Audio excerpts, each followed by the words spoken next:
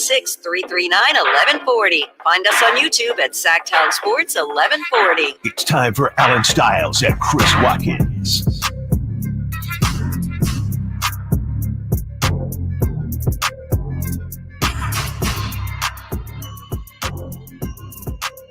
Yes. On a Friday. Not the eve, just a Friday. Stiles and Watkins, Sacktown Sports, Simone behind the glass, taking you up to 2 p.m. Starting this Father's Day weekend off right, Chris. Well, I guess we're not at the weekend yet, but we are close. Speaking of fathers, one of the Sacramento Kings' most famous fathers, Domantas Sabonis, with some news today, changing his number from 10 to 11. A lot of meaning behind that because of his father. So the theme continues. Yes. And what a time to drop it right before Father's Day. I wonder if that was on purpose. And you know what, Chris? What's up? We will ask Sean Cunningham about that, who interviewed Domantas Sabonis and got that news out there. So Sean Cunningham will be on the show at 12 o'clock telling us everything. And we'll have some sound from the interview and we'll get Sean's answers on the vibe of Domantas Sabonis. He had other things to say, talking about how much he wanted Sacramento to be a home and whether or not he feels like it's a home now. Also, another quarterback that we have no clue how good he actually is gets the bag in Trevor Lawrence. What does that mean for Brock Purdy? Okay, Brock Purdy, how much are you willing to pay this guy when it's his turn to get the Brinks truck? The NBA draft, we continue to count down the NBA draft. Today, we have another mock draft, and we will break down who the Kings will draft today. A couple of other targets that we haven't mentioned. Why is nobody talking about DeMar DeRozan? Is he too expensive? Maybe he is, but all those people out there, 916-339-1140, if you, I feel like I'm doing an infomercial. I know. If you have ever texted in or called into the show complaining about the amount of three-pointers, can a DeMar DeRozan help your Sacramento Kings? And Mikal Bridges, we spent a lot of time on Mikal Bridges, but there is a report that you are wasting your time. The Nets do not want to move him, and they have already been offered a large amount of first-round picks, and they have still decided not to move him. Chris Watkins, how you doing? Good, man. Yeah, this could be the last day that we have NBA basketball for some time. That's true. So, that's always a fun, scary, exciting moment when that happens. Always love to see teams receive the trophy and all the fun that comes with that. Of course, Dallas is going to try and stop that from happening. But, man, I don't know. I just feel like, of course, you're always going to give it the gentleman's sweep treatment. You're always going to try and, take at least one for so you can feel good about yourself. Yes. But sometimes these things have a weird way of doing, like, being actually, instead of a 4-quarter game, it's like a 3.5-quarter game, to where, if Boston's up 10 or anything more than that with, I don't know, like 6 or 7 minutes left, you can kind of start to feel like the energy shift and like everybody kind of start to reality sink in. Yep. And it's always a fun moment. And, I think I said this yesterday, I am rooting for this thing to be over because selfishly, I want action outside of the actual basketball. I want to see the transactions start to fall through. And we get a little bit of a taste of some off the floor news with Domantas Sabonis changing his name. So, it's kind of starting to feel a little off-season vibey. And before we know it, man, the draft is going to be here and we're going to be talking about Summer League. So can't wait. What's his new name, Chris? Whose new name? Oh, sorry. No, you didn't hear it. You accidentally said his new name. I'm just teasing you. Whose new name? He said Domantas Sabonis' new name instead of number. Well, maybe he does. I need to not pounce on my boy. It's a Friday, It's a Friday, Simone. Come on. As the question is, will the Mavericks be able to extend it, Chris? And we have some timeline stuff on people that are excited like you as far as when other people or when teams can engage in extensions. Yeah. So we will break all that down throughout the show. I mean, you know what this is. If you are the Boston Celtics, your whole you know what to expect. That place is going to be rocking. You have Mahomes, who will probably be in there again. Mark Cuban will be in there again. And just weather the storm, okay? Get to halftime And honestly, in this day and age, the way everybody shoots the 3-ball, just don't be down 20. Yeah. Be down 15 at halftime. Be down, and you talked about this with the Kings. Yeah. Be down 15 at halftime, get it to 10 before the fourth, and it's everybody's game. I can't remember. They've done so many different player correspondents and player analysts. I know Pajemski is doing it for the finals, but the guys that have been on that have been on ESPN, somebody was on and he said, when you are on the brink of getting eliminated at the beginning of the game, you have so much adrenaline going and you feel like there's no way this is going to happen. When you get to that fourth quarter, you get to that fourth quarter, it starts to really hit you. Oh, this thing might be over if we don't figure it out. Yeah. And instead of the other team getting tight, that's 3. I know the whole 3-1 thing, but 3-0 is different than 3-1. And you're 3-0. You feel good about the situation. You're down 3-0. You're thinking, okay, we got to win this game. We got to go back to Boston. Nobody's ever done it before. And you got to fight through that as the clock is ticking. And every shot that you take, especially if you're PJ Washington or Derek Jones Jr., the guys that have to make shots, you're staring at your season ending and you're staring at a sweep. Yeah. It doesn't matter how loud. And we've talked about it before with players that are at home and how sometimes you can feel tighter at home too much pressure than on the road because you got the pressure. Exactly. So I don't know, just off the top of your head, and so Chris and I, we get so caught up in the show sometimes, we don't give these predictions because what's a prediction anyway, but let's just do it off the top. Does it end tonight or not? I think so. I think Boston smells the blood in the water, and I think after Dallas has just kind of gotten reamed here the past couple games, especially defensively, and Luka, I know had some quotes yesterday. Mm-hmm. I just feel like Boston's got them right where they need them, and I think at the end of the day, these guys' firepower is just too much. I wonder if Porzingis plays today. I don't think we've gotten any news on if he's questionable or even what his status is at this point. And, I know it was a game time decision last time. It wouldn't surprise me if, maybe they give him another day's rest and have him play game 5 if necessary in Boston. Didn't seem to need him, but if even if he doesn't play, I just think this Boston team is too good. And I still don't even think they've had that great, besides game 1, they haven't really shown the Boston they can be. I mean, game 3, they had elements, they had times of hitting their corner threes, but man, sometimes when this offense gets going, we've seen it before, they can just be absolutely dominant. And I think Boston's been the best team in the league all year long. I don't see that stopping here tonight. I cannot see the Mavs losing again. You don't think so? Yeah. No. And if they do, it'll be a really close game. Yeah. I mean, I don't know if they'll blow the Celtics out the water, but I kind of feel like they will. There's just a lot of pride over there. And I know at some point, talent is more important than pride. But I look at Luka, and he had to do they sent him he was getting roasted for this PR interview that he does with Malika Andrews the day after the finals, where he's essentially, I mean, it was a crazy setup, Chris. I know we talked and we said, oh, they've done that before. But it looked like he did something wrong. It looked like it looked like John Morant doing with Jalen Rose. Or Draymond Green. Yeah. Hey, after you get suspended, hey, how do you feel? Are you a changed person? They got him out there with the Luka, quickness. You played so bad defense. Yes. What do you have to say for yourself? Yes, and you complained about the refs. Go fix it. Yeah. So after they had this PR move where Luka says, oh, I apologize to my teammates. I mean, they must have been texting Malika right after the post-game presser. So with that being said, with Kyrie got it going a little bit too. I think they're going to get one. Can I be honest? I kind of hope so, because I do hate it when teams celebrate on the opposing floor. You like it at home? Yeah, it's just so much better vibes, and then like people leave, and like it's such a big moment. Like not only for the players should it be in front of people who aren't booing them, not that usually happens, but it's just great for the fans. Like if the Kings win, I'm just gonna when the Kings eventually win a championship, it better be in Sacramento, because just that you will not care, Chris. I'm obviously not going to care, but it would just be so much better. The celebration would be infinitely more lit if it's in Sacramento, if it's happening in your building, and you just get all the feels, you get all the vibes, the champagne, I know they like to, the Warriors, I think, go to Cleveland and they're like, it still smells like champagne in here. Then they lost, which is 3-1. Crazy. Then they lost at 3-1. After that quote.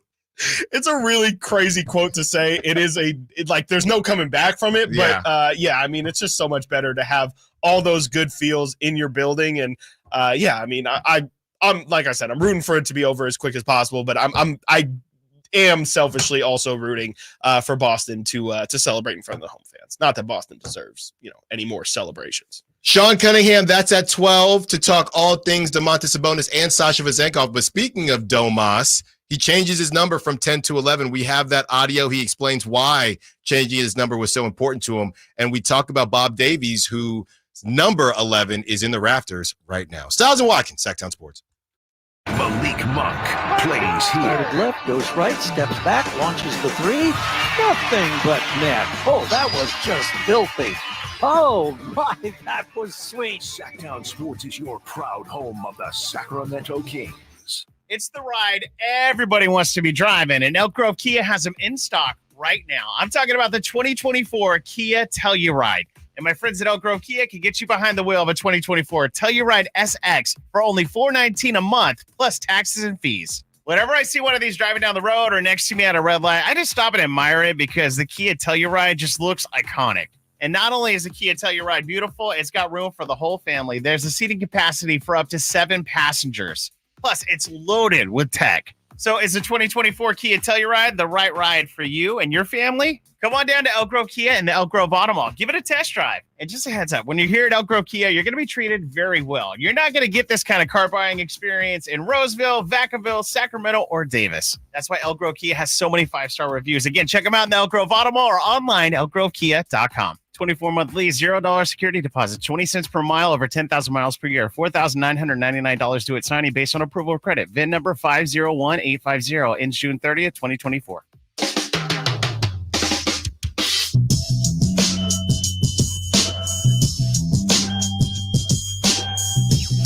Sacramento has a new tag team in the midday. It's Stiles and Watkins on Sacktown Sports.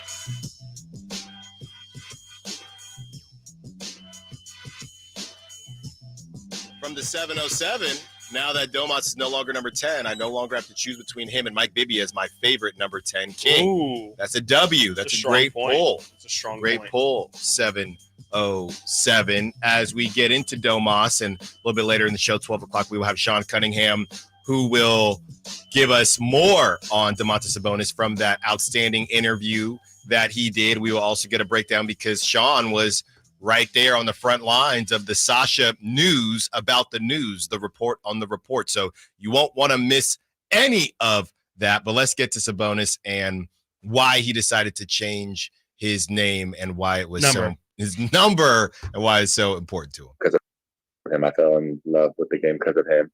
The number's been our number throughout the family, all my siblings, everyone.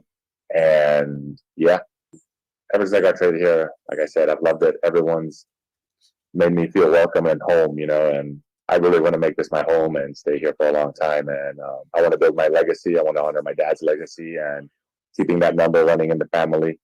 I feel comfy here. It was something we talked about with my contract extension, and it just feels right. It feels right. I'm excited. My daughter's name is 11. It's a tribute to her too. I'll be wearing her as well, and it's just a really exciting time for my family and how much this means to all of us. Well, Chris, it seems like he's all in. Yeah. And I know somebody on the text line is saying, well, he's in Napa, not Sacramento. Stop it. Okay. Just stop. You really want to do that? Yeah. You really want to do that, 916? I'll gladly concede him living in Sacramento. Yeah, you really want to do that on a day like today? Come on now. So Domantas Sabonis, he talks about wanting really to just build his legacy here. Yeah. He's changing his number to what his father had, Arvydas Sabonis. So I think it's a great day for the Sacramento Kings, and how many calls and texts and Sack Chat that we get, Chris, that are a bit pessimistic. Nobody wants to stay here. Right. Nobody wants this. Nobody wants that. And you have a guy who, hey, yes, you traded for him, but this is the model when you trade for somebody, right? You trade for somebody and they actually you extend them, they want to stay, and they're happy. So many times you're worried, hey, if we trade for this person, they might not want to be here, and it's going to look bad because we lost these assets. And I would call on a day like today, and we deal with national media when they talk about Tyrese Halliburton and what the Kings could have had. I think this is a big win for the Kings. And look, tiny victories when it's during the off season. And I know we have to get ready for the actual off season with Malik and everything like that. But on a day like today, with everything that's been going on this season so far, this offseason with Sasha and with Mike Brown, this is just sometimes, people like Ted Lasso. It's just a feel-good story. He just changed his number. You're acting like he signed his contract. Well, but I'm saying. He changed his number from 10 to 11. But it's the way he's talking about it. Single digit. It's the way he's talking about it. No, I'm just messing with you. Yeah, no, I mean, it's great. It's always great to hear your players, especially like you said, here in Sacramento, we are a very paranoid bunch, and especially about, hey, we need you to like us. And that's all it takes. If you like us, we'll like you. And there's always a hesitation, especially, this offseason. We're talking about trading for guys like Brandon Ingram, and Brandon Ingram's on a 1-year deal. And then would he want to sign moving forward? I think there's a lot of people who are afraid. Yeah, like you said, if the Kings make a move, it doesn't even have to be for Brandon Ingram. Alex Caruso, anybody, any level of player, the fear is always, are they even going to like it here? Are they going to trash the city when they're gone? And Domantas Sabonis, add him to the list of players like Chris Webber who have been traded here, and we don't know if Sabonis felt bad about living in Sacramento or had any negative feelings towards it. He does live in Napa, but I was gonna say, he did leave Indiana. Yeah, no disrespect, he was in OKC before. And he was in OKC, so he's used to it at the very least. And he went to Gonzaga too. Yes, so, it's not like he's been in Manhattan and Chicago, and, Miami his entire career. But it's just great to hear that the organization's been great to him, and the Kings have been incredibly successful with him as well. So great to hear that everything's all the things are working in the right direction, and definitely, it's great to hear that Sabonis wants to be here for the remainder. I don't think he exactly said for the remainder of his career, but wants to be here a long time. He signed for next 3 or 4 seasons, I definitely think this is going to be a nice refresh, Definitely when you get a new number, you feel a little different for sure. Everything just kind of is mental at that point. And, I think if it makes him feel comfortable, then I'm all for it. And, I'm sure the Kings will have, or NBA.com will have some sort of buyback program with their jerseys. And we can get a lot of 11s out there, because I didn't even think about, the fact that, we had Mike Bibby at number 10, and I've always complained about Mike Bibby's number not being retired, and maybe this is a step closer to that becoming a reality. And Bob Davies, obviously, shout out Bob Davies and his family. I think it's just his family that agreed to let Sabonis take 11. And you have some stats and bio on Bob Davies. How often do you think numbers get unretired? Is that a typical thing? Probably not often. I guess like Mariano Rivera got to wear 42 after they retired that number. I think LeBron might have gotten somebody in Miami to give him number 6 or something like that. I think it happens. I don't think it's like an anomaly, but I don't think it happens super often. I think it's kind of like Sabonis. I think you have to have a good reason for it. It can't just be, but man, I was always number 12. Right. If his pops wasn't number 11, exactly, he probably doesn't even bother asking. Yeah, even if it's just, but my daughter's named 11. It's like, you probably should have thought of that. Well, sure. But put all the chips in the table. It was the pops. If it wasn't for pops, it doesn't happen. Yes, absolutely. And his pops is an all-time great. So shout out the Sabonis family as well. Bob Davies, knew absolutely nothing about him. His number has been retired here in Sacramento for a while, and I don't know how many Sacramento Kings fans are actually aware of Bob Davies. He was a member of the 1951 championship team in Rochester, the only title that the Sacramento Kings organization holds. He was a 4-time All-Star, and he is also an NBA or basketball, I should say, Hall of Famer. He's in the Naismith Hall of Fame, and if you look at his numbers, It's really nothing special. I mean, I know it was a different time, but he was really a 15.5 assist guy for majority of his career. He played from age 29 to 35. No idea why he played so late into his basketball career, but I'm sure there was who knows. I'm sure there was some war or something that was going on. And then just to read Bob Davies' Hall of Fame bio.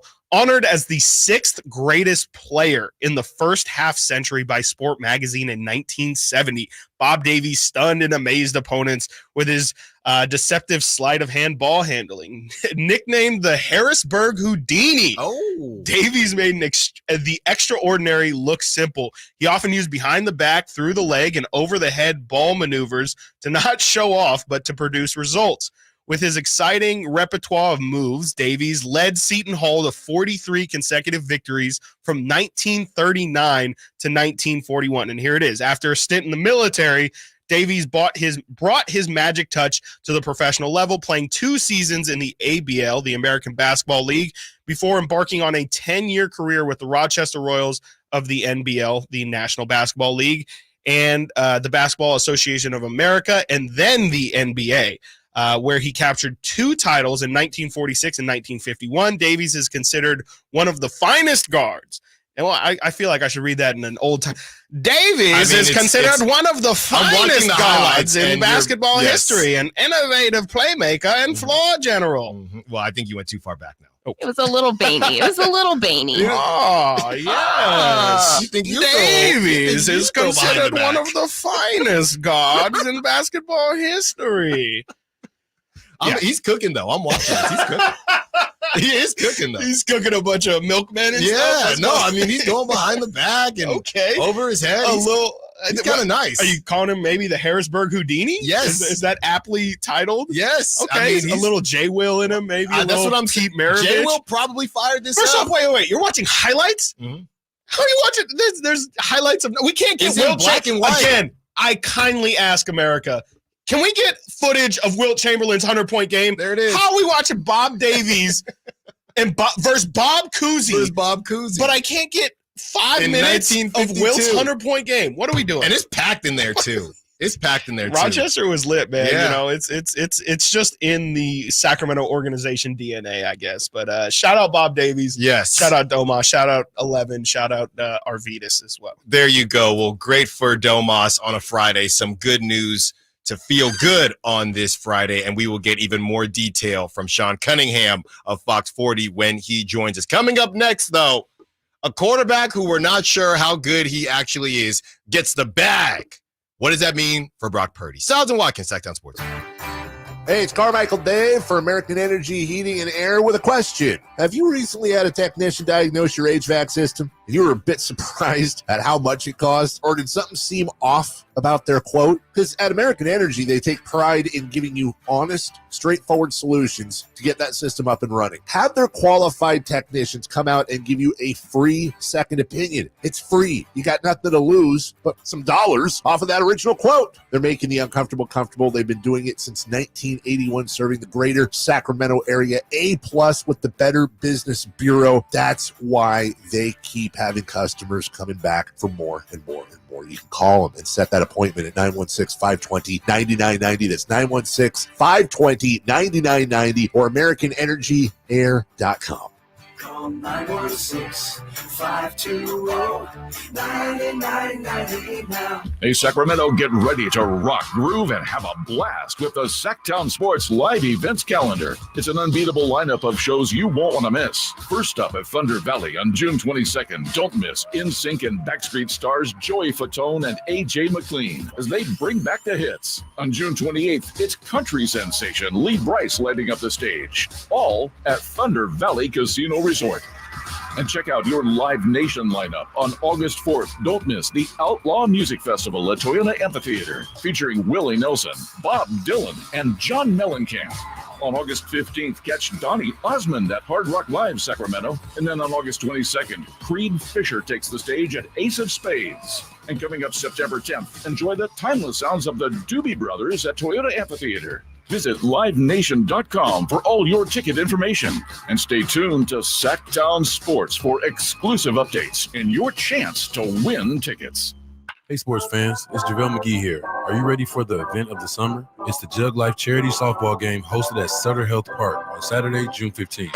Join me and all my celebrity friends for the #1 event of the summer as our incredible community comes together for a cause that counts. The Jug Life Charity Softball Game isn't just about softball. It's about giving back. All proceeds go to the water education programs and providing clean water to communities in need. Thanks to your support, our team with Jug Life is making a real difference, bringing hope and health to those who need it the most. Bring your family and friends for a day you won't forget. Cheer on your favorite stars as they hit it out the park for a great cause. Come celebrate Father's Day weekend at the Jug Life Charity Softball Game that's happening on Saturday, June 15th. Don't miss out. Get your tickets now at juglifewater.com. That's juglifewater.com. Join us, have fun, and make a difference. Jug Life. Drink water, give water, save water. What's up? We're talking to Chad Hoblet of Hoblet Dodge Chrysler Jeep Ram in Woodland. What's happening for Chrysler's Make This the Summer Sales event? Well, it boils down to this one question. Do you want a great deal? Hoblet has it. Right now, you can save up to $13,500 off MSRP on remaining new 2023 Dodge Challenger or Dodge Chargers, starting as low as $25,595. There's just a handful left, and after this month, it's all done. After this month, the savings is all gone. Yep. So if you've been putting it off, but you've dreamt about getting one of these cars, you better stop by Hoblet Dodge in historic downtown Woodland fast. You won't find a bigger selection or better deals on the vehicle you want than Hoblet Dodge right now. Don't miss your opportunity. Search, select, and save through our whole inventory at HobletDodge.com. Unbeatable prices, unbeatable selection. Nobody beats Hoblet, period. $13,500 total net savings after $89.20 factory rebates and $45.80 dealer discount. At least 10 of this net savings. $25,595 net price after $64.20 factory rebates. Rebates may include $500 first responder bonus cash. Must be current member of First Responder Association. VIN number 607624. See dealer for details. Small business owners, we know finishing your to-do list can feel like climbing a mountain, but that mountain is also covered in banana peels. Then when something new gets added to your list, you're like, nope, I'm already climbing this huge, super slippery banana peel mountain of a to-do list. At Progressive, we don't want to make your day any harder. That's why we make it easy to manage your policy on our mobile app. So climbing that banana peel mountain feels more like a leisurely stroll. See if you can save on commercial auto insurance in as little as 7 minutes at progressivecommercial.com. Progressive Casualty Insurance Company and affiliates. Coverage subject to policy terms and conditions. You're ready for a perfect summer on the lawn, but all these weeds and brown spots are totally killing the vibe. It's time to call True Green. Save some green this summer with our limited time offer. 1 free application with an annual plan. So all you have to do is water, mow, and enjoy that perfect lawn. Hurry. Offer ends June 18th. Visit truegreen.com for the best lawn at the best price. Guaranteed. Restrictions apply.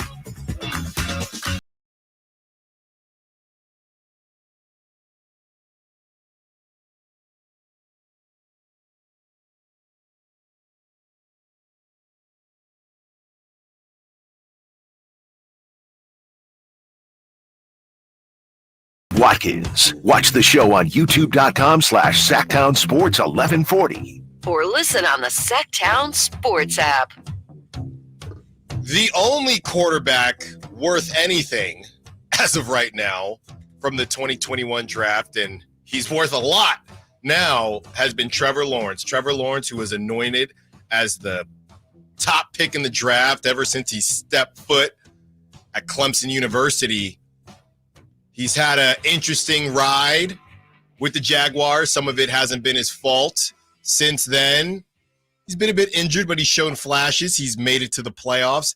And as a lot of teams do, the Jaguars find themselves in a tough situation where they have to pay this guy, and they don't actually know what he is. And the Jaguars, this is from Adam Schefter yesterday, Jaguars and Trevor Lawrence reached an agreement on a 5-year, $275 million extension, including $200 million guaranteed, $142 million at the signing. That is per source to Adam Schefter. And Chris, I really don't know what to do with this, and we're going to spin this back to Brock Purdy. Bro, but what is that like to get like $142 million? I don't know. Just like, just for signing a piece of paper. I do not know, Chris, but I will. I'll let you know one day. I'll let you know one day. So the highest paid quarterbacks now, and everybody's going to freak out because, as is typical with this situation, the most recent quarterback is the highest paid quarterback. Yep. So Trevor Lawrence is now tied with Joe Burrow at $55 million a year. Jared Goff is at $53 million a year. Justin Herbert at $52.5 million a year. Lamar Jackson at $52. Jalen Hurts at $51. Real quick, who do you feel best about on that list? Because you could definitely make an argument for like all those guys being a little bit like. Yeah. I mean, right. Because, I mean, Trevor Lawrence getting paid Jared Goff more than Jared Goff is interesting to me because Jared Goff, I mean, on the precipice of going to another Super Bowl. Sure. So I don't really know why Trevor Lawrence is worth more than Jared Goff. I guess based on ceiling, you know, that's the thing about football. You can get paid just on your potential. Yeah. Right. If you show enough, I mean, they're lucky. Packers are lucky Jordan Love. And we have some sound on Chris Sims on Jordan Love versus Brock Purdy. But to answer your question, even like Justin Herbert getting 52.5. I mean, Jalen Hurts getting 51. Trevor Lawrence, we're not sure. Joe Burrow, I love Joe Icy, but he's injured. Yeah. Have you seen all the wrist stuff from him this offseason? It's scary. People are saying like he might not be the same. Like he's very concerned about. Well, that's after the ACL and that whole situation. You have Jared Goff, who you know what you have, right? Yeah. But you know what you have. It might not be a lot, but you know what you have. Justin Herbert. We're going to continue to talk about his measurables. He's a different variant of Trevor Lawrence, right? Or are they variants of each other? I think Justin Herbert has more talent, but they both really haven't done anything. Lamar Jackson, I want to like Lamar, but I'd love to. I just think that Lamar is capped as well. And Jalen Hurts, you know, a lot of people, when it sounds like I'm hating on Brock Purdy, I told people, I mean, after that Jalen Hurts, that was one good season from Jalen Hurts. I want to see what he does next season, which is the season that just happened. And I wasn't impressed. Was very unimpressed. I wasn't impressed. So I don't feel good. I don't want to be disrespectful to Lamar. So it's either Lamar or Jared Goff, which is crazy. It's crazy. I can't really like I would say Lamar and Burrow, but yeah, I mean Burrow's injury history is, I mean, at least like to your point, Goff is healthy and you've seen him almost reach. He got to his Super Bowl regardless of the whatever went into that, and he was, you know, a really good. He could win a Super Bowl. Jared Goff could win a Super Bowl. But the question is, you pay Jared Goff this money. Right. Now, when you pay these guys this money, as we've seen with the Brock Purdy situation, when you pay these guys this money, now the money to go around starts to dwindle. Yeah. So now that you pay Jared Goff and the other pieces may not be as strong, that is why I would take Lamar Jackson, because he 100%. is more built to overcome the fact that his payday has affected the roster versus Jared Goff. Yeah, no, I mean, it couldn't have said it better. Absolutely. But yeah, all these guys, I you know, just like you laid out, if you take away, and I know it's not going to be at his expense, but yeah, what is Joe Burrow without Jamar Chase? You know, what is Joe Burrow without, I mean, you could argue one of the best, if not the best receiving core in the NFL. You know, and they had Joe Mixon. I can't remember if he re-signed there or not. No, Joe Mixon is off to Houston. That's what I thought. Yeah. I thought he'd left. So, you know, that's going to be interesting. Him without a run game. It's, you know, it's a dangerous game, man. Like these quarterbacks, it's really scary. Cause like you said, it's just the newest one is the highest paid one. And it feels like at some point something's got to give, right? You cannot just continue to pay these quarterbacks more and more and more when they're not Patrick Mahomes. Like, you know, it's weird that the highest paid player or quarterbacks don't really reflect the best quarterbacks. You would think that, you know, that the most important position would always find a way to kind of separate itself, but just an interesting way that this thing is going. And yeah, from the Niners perspective, it's not, you know, everyone who gets paid every day that a quarterback gets paid, it just means that Brock Purdy is going to get paid more and more. I don't think he's going to end up eclipsing Trevor Lawrence because I think, you know, it seems to be that there's some understanding that Brock isn't going to take the absolute max because he's aware that part of his success is due to the talent surrounding him. But what? I mean, just because he doesn't make 55, does that mean he won't make 50? Is it 45? Whatever the number is, it's going to be very much more significant than it is right now. Yeah, I'm seeing a lot of Niners media in the Bay saying they would feel comfortable with 20% of whatever the cap is in that year. Okay. So that price would be between 45 and 50 million. Perfect. So are you okay with 45 to 50 based on these prices? You have to be. You have to be. And honestly, and if I'm Brock, now the whole question, and this is what happens when it comes to, oh my goodness, Brock, he's just a meek farmer, and he's That's so right. humble, and the humility, it's so beautiful to watch. We'll see how humble he is when it's payday time. Yeah. And I'm not saying Because you he got won't some be- missed checks, right? Like, You got I'm some- like, you got- brother, that's that Klay Thompson back pay. Yeah. That's what you owe me, because I'm looking here at what Brock has done and other people, and I think it's just fans maybe wishful thinking, saying Brock will do the Tom Brady and take a team-friendly deal. Maybe. You better hope so. I don't know how friendly it'll be, though. Yeah. He might think, because he might There's think different that definitions of based friendly, on- right. If I'm Brock, 50 might be friendly. Yes, it is. Because It is I friendly. because That's I got not better top stats five. than all of these dudes. Yeah. You're looking at a Trevor Lawrence. Yep. Most turnovers over the last 3 seasons. Crazy. Trevor Lawrence, 60 turnovers to 69 touchdowns. Nice. Josh Allen, 59 turnovers to 128 touchdowns. Everybody else is in the hundreds in this category. How about Derek? Besides Derek Carr. But even then, it's still better. It's still better. It's 44 significantly- turnovers to 72 touchdowns. So I might, if I'm Brock, 50 might be or 52. We don't know what he considers a discount. Yep. If he says, fine, I know you want to keep people around, and then it gets to penny pinching. We're talking millions, but fine, I won't take 55. I'll take 52. Yep. Right. And that's over 20% of whatever the cap is, or probably going to be that season, but you have to pay him. Yep. And if I'm Brock, I'm waiting, just like, I assume it was part of Trevor's calculation. I'm waiting until now to sign. I'm waiting until all the other quarterbacks get your deals done, because I want to make sure my number is looking right. I'm in no rush to sign. I know, he's not making a lot of money, but he needs to wait out for as many quarterbacks as possible to get their bag, to try and establish what he is. And, he's still only 25 games into his NFL career, and he's 17-4. I mean, he definitely deserves whatever he's going to get, but man, I mean, you have to start thinking about, as we've been talking about which receivers are going to go, how it's going to impact the team, because there's a big difference between paying Brock Purdy. I saw today they're paying Trey Lance more than they're paying Brock Purdy this season. Crazy. You're paying Brock Purdy right now. I think it's still under $1 million a year.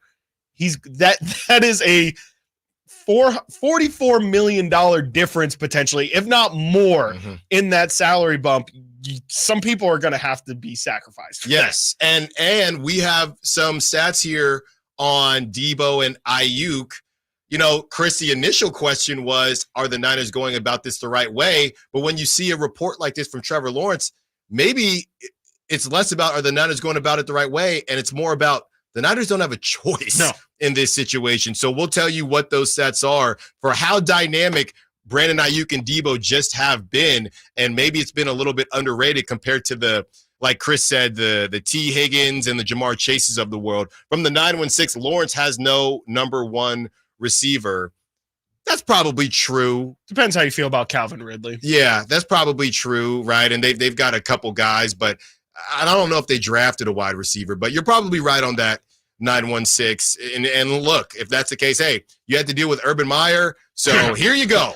We're here, we're giving a mulligan. I know Dave's golfing right now. He didn't invite me, but here's a mulligan for that first season, and hopefully we can get on the right side of things. Coming up next, what does this mean for Brock Purdy? 916-339-1140. If you were a fan of Chris Sims before and you're a Niner fan, you might not be after what he has to say comparing Jordan Love to one Brock Purdy. Stiles and Watkins, Sacktown Sports. The only place you'll find De'Aaron Fox is Sacktown Sports. Spins away from the defender, in the paint, soft floater. That's a great play by De'Aaron Fox. Hey Sacramento, it's De'Aaron Fox, and you're listening to the home of the Sacramento Kings, Sacktown Sports. Your local sports leader. I didn't ask to be thrown in the streets with nowhere to go. I didn't think I'd survive. But I did ask for help, and Covenant House was there for me. 1 in 10 young adults will experience a form of homelessness this year. For these kids who didn't ask to be put in this unthinkable situation, Covenant House is there. Covenant House helped me break the cycle of homelessness in my family. They gave me the love that I needed. Over 2,000 young people will sleep safely in a Covenant House bed tonight. When youth who are experiencing homelessness have a hot meal, a safe place to sleep, medical care, and love, they can overcome heartbreaking challenges and have a brighter future. They just really genuinely just wanted to help me succeed, and I'm succeeding. I'm a speaker, I'm an author. Covenant House really helped me and really helped mold me into the woman I am today. If you or someone you love is asking for help, Go to safeplacetosleep.org today. It's the Make This the Summer event, and it's going on now at Lodi Chrysler Dodge Jeep Ram. Hi, everyone. Leonard Harrington here, and I want to tell you how we make your buying experience at Lodi CDJR as easy as possible. You can come in for a visit, or you can do everything online at LodiCDJR.com. Just pick out the make and model you want and scroll through our large in-stock inventory. Next, schedule a test drive at the click of a button. If you want to finance your vehicle, you can start your paperwork online too, saving you plenty of time before you get here. And if you're looking to sell your vehicle or looking to buy, we'll give you an instant cash offer online too. At Lodi Chrysler Dodge Jeep Ram, we make it easier than ever to put you into a new vehicle. It's what we do. Online at LodiCDJR.com or in person. We're right off 99 in Kettleman, where we're open till 9 every night and Sundays after church. Prices are better at the low price center. Lodi Chrysler Dodge Jeep Ram. Visit us at LodiCDJR.com. Hello, Sacramento. I'm Emran Pilati, owner of True Sports Cards and Collectible Store here in Rockland, California, and the host of the True Sports Cards Show that airs right here on Sacktown Sports 1140 every Saturday from 10 to 11 a.m., where we discuss the latest trends, hottest products, and deliver exclusive interviews with other industry leaders. And don't forget to visit our shop, True Sports Cards, at 6661 Stanford Ranch Road in Rockland and see what we have for all your sports card and memorabilia needs. The United States Open Golf Championship brings together the best golfers on the earth for the coveted trophy. Hi, this is Frank LaRosa with a word about Naturewood Home Furnishings. It seems to me that the U.S. Open and Naturewood Home Furnishings have much in common, as Naturewood brings together the highest quality brands and furniture made right here in the United States. And in this case, the winner is you. When you visit Naturewood, you'll be amazed at the gallery of superior furniture available for your lifestyle, for your decor, for your home. With brands like Sam Moore, Stanton, Stickley, Hilltop Hickory, Simply Amish, and many more made in the USA selections, you're sure to find the perfect piece you've been searching for. Naturewood is proud to bring you U.S. Open updates on the station and proud to offer you the finest furnishings available. Naturewood Home Furnishings, off Highway 50 at Hazel. Look for the water wheel. At Fisher Investments, we may seem like other money managers, but we're different. Are you really that different than the rest of us? We are. As a fiduciary, we always focus on what's best for our clients. What services do you offer besides investing? We have a team of specialists in financial planning, estate planning, and more. Your clients rely on you for all that? Yes, we ensure clients receive unparalleled service at every step of the relationship. Okay, but you still sell commission-based products, right? No, because we believe that's a conflict of interest. We prioritize service over sales goals. So then how do your fees work? We have a simple and transparent fee that's a percentage of our clients' portfolios. So we do better when our clients do better. Wow, we're more different than I thought. At Fisher Investments, we're clearly different. Learn more at FisherInvestments.com. Investing in securities involves the risk of loss. Save on rows and rows of new Hondas during our giant summer sale at Folsom Lake Honda, your one-stop Honda shop. Hurry in and save on our best selection of new Hondas. Each is priced to sell now. Folsom Lake Honda is your one-stop Honda shop for great pricing on a giant selection of new CRVs, HRVs, Ridgeline, Civics, and Accords with low finance and lease options. Get to Folsom Lake Honda or go to FolsomLakeHonda.com. Folsom Lake Honda, yeah, your one-stop Honda shop.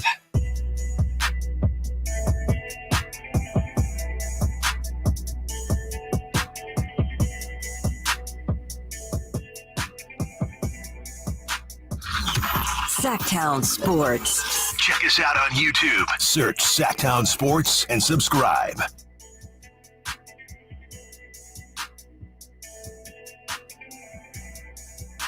What are your Brock Purdy expectations this season? CBS Sports thinks that Brock Purdy will regress in 2024. This is what they had to say. Brock Purdy set the NFL single-season record for passing yards per attempt among quarterbacks with at least 350 pass attempts and led the league in passer rating in 2023. However, that production likely won't be sustainable in 2024. All of the aforementioned all-star talent surrounding Purdy put together a collectively healthy season between the entire league, now having a full season of tape on him as San Francisco's starting quarterback and a possible health regression by his supporting cast. Purdy will naturally take a step back from a production standpoint in 2024. You talk about sophomore slumps.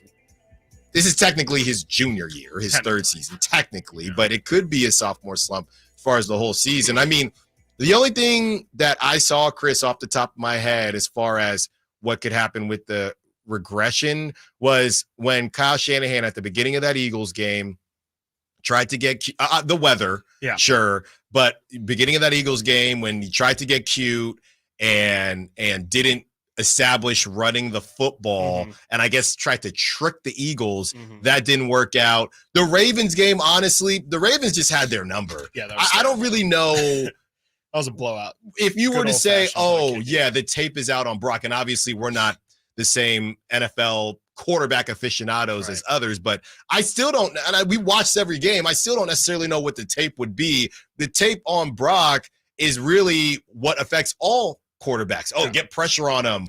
Don't let him get his first or second read. I mean, that's what happens, but to that point, I guess, if he's going to be considered elite, he should be able to overcome that. Yeah. No, I mean, I think it's interesting. I didn't really factor in the possible health regression. That's definitely an interesting note for sure. I mean, I would almost kick that back to you and ask, like, do you think that the Niners, I mean, because the Kings kind of dealt with this in their beam team season. Like, people said, oh, you guys got so lucky. You guys were healthy. Everybody else got hurt. Do you feel like the Niners would you describe their health last year as out of the ordinary? Debo missed like three games, I believe. I think Kittle missed 1 or 2. Yeah. McCaffrey pretty much. I mean, it was definitely a healthy season. Yeah. Right. I think that, and then until the Super Bowl, right? When everything kind of falls apart. Well, yeah, Dre Greenlaw going out. Hufanga, and they don't even know if Hufanga is going to start now. But I would say I would definitely consider it a healthy season. And basically, you want to be, he had all of his weapons going into the playoffs. Yeah, right. So what more can you want? Yeah, I definitely think that's a real possibility. I mean, yeah, if he misses, if he has a week where he doesn't have Ayuk or Debo, what does that look like? Ayuk did miss a game. I think he missed one Giants game. Yeah. Yes. Yeah. Because that was when I think Ronnie Bell had that touchdown performance as well. I forgot about Ronnie Bell as a wide receiver. He's just chilling as like the 6th or 7th receiver. Right. Behind Ricky Pearsall, of course. It's definitely that's probably the part that would scare me the most. I don't know if Brock's going to be any better or worse. Like, you mentioned the Ravens game. I think the Ravens mentioned how Brock is a spot thrower. That's kind of like that was like, so if maybe you're going to say there's some form of tape that could be out on him, maybe it is the fact that, the Ravens figured out those spots that Brock likes to throw to. And they got 4 interceptions that game or something crazy like that. I know one was tipped up in the air. They weren't his fault. That's right. I forgot about that. Yes. None of them were his fault. That's actually. Right. So that's the health regression is probably the thing that I would point to if Brock is going to kind of take a step back. And I don't know if we'll say Brock, the actual, like, his skill set has regressed. I think it would just be the talent around him isn't there. But I guess that's also kind of part of the point. Part of the question with Brock is, okay, what can you elevate? We know that your teammates are definitely helping elevate you, but if they aren't there, or if one of them's not there, if 2 of them aren't there, are you going to be somebody who's elevating? And I think that's still a fair question, but that's the thing that Brock, I guess, still has to answer. I think he's going to be pretty much the same guy. Will they have a better record than they did last year? I have a tough time seeing them be better than they were last year. So maybe, he takes a slight step back, and he's not top 3 in MVP, but that doesn't mean that he's going to all of a sudden be, one of the middling quarterbacks in the NFL, though I guess it depends where you have him ranked right now. Yeah, when it comes to Brock Purdy, and I know he's shredded now. So, and he's had those forearms, dude. And he's had a full off season. By the way, did you see Keon Ellis? Did you see that picture of Keon Ellis that the Kings put out in the lab? Hold on. Homie, him and Kobe been in the gym? is shredded. Okay, I'm gonna have to check that Ellis out. Island, the tickets are gonna be more expensive this season at Ellis Island. You need to look at that picture. I saw he was eating some good looking oxtail the other day on his IG. So he's eating right. He's eating right. He's bulking up. Okay. Jalen Brunson try that stuff on him next season. It's going to be a problem. So don't try me with Keon Ellis. Okay. And the 18 guards that the Kings have. But getting back to Brock Purdy. Yeah. it's not really a sophomore slump because it's not his sophomore season. It would be a sophomore season starting the whole season. Right. Yeah, that spot thrower bit, Chris. You reminding me about that. That is huge, right? But that's basically, again, it reminds me of the Celtics, right? How many, and let's not sleep on, I think when you call him a spot thrower, that sleeps on his ability to slip out and slip away from defenders and make something happen, which Brock did a ton against the Lions, okay? So I get it, but let's not disrespect Brock at all. And with that being said, if you're the Ravens, who else had a defense like that, or how many teams will have a defense like that that will be able to cover everything like the Ravens did? Because Steelers didn't look great in week 1. Steelers did not look great in week 1. So I think that Brock might regress a little bit. I do think we need to address the, I guess, assumption that every season he's just going to get better, right? The idea that, Brock's stats are just going to be better because it's another year. It is possible that he will regress. I don't know if he will, but the idea that every single season this guy's going to get better, I know in theory that's supposed to happen, but it doesn't always happen. To your point and to CBS's point, that's why last season was so important, and that's why I think Niner fans, this one hurt more than others because every season it was, well, we had Jimmy or, Cap wasn't that dude and we knew it. But this one, and then the NFC, you had Jaquiski Tard, you had Brock getting injured. This was the season, or last season was the season. Now you have to go back, do it all over again, be just as healthy, have a target on your back. Just as much fire. And just as much fire. And it's been a long haul for these Niners, man. It's very possible, less about Brock. The whole team could just run out of gas. To be honest. Completely. That's exactly what I was just thinking is like, how tough is it when you're already at a certain level and you're, like the fire is already burning as hot as it possibly could, which I imagine it was last season. It had to feel in that entire locker room like this is our year. There's no way. Last year was the season before when Brock gets injured in the NFC Championship game. That had to feel like this was taken from us, and this is going to be our San Antonio Spurs revenge season where, Ray Allen hits the 3 and ends our finals hope, but this is going to be the year where we just revenge tour it, leave no doubt, and we win the Super Bowl, we run through it. And then to get that close, to get to overtime and then not come through, like you said, like how are you – that's so tough to carry over for another year. And then at what point do you just run out of gas, man? Like it's just natural. I think, especially in football, like he's got his bodies break down. You play more games than anybody else. You're taking more hits than anybody else. And it's not crazy to think a Niners roster that's got an older Trent Williams, a Debo that was relatively healthy last year. And Kittle is another year older, though he's only 31 or whatever. McCaffrey, some will tell you, hey, he was healthy. He's been healthy for a season and a half now, 2 years. That clock kind of starts to tick and tick and tick, especially with running back. So I don't think it's crazy to assume that maybe, last year might have been the year to strike while the iron's hot. Not saying they can't get it done. I mean, the Warriors have shown that sometimes you'll win championships and you don't really expect it to be the year, but it really feels like last year was the time to strike. And I think it's going to be really tough for them to kind of replicate what they had last year in all facets. And let's keep it 1,000. It was a down NFC. I liken the NFC to the Eastern Conference for the NBA, and I think that helped the Niners as well. The Eagles got better. The Lions got better. It will not be the same cakewalk, and maybe at some point the Cowboys will figure it out. Curtis Hicks on the Sack Chat saying the Cowboys will figure it out. I doubt it, but anything is possible. Coming up next, Ed McCaffrey has something to say about Brock, and we play that Chris Sims sound. After that, we get into that NBA talk that you're waiting for. Mikal Bridges, is it time to stop talking about the young wing in Brooklyn? Stiles and Watkins, Sacktown Sports.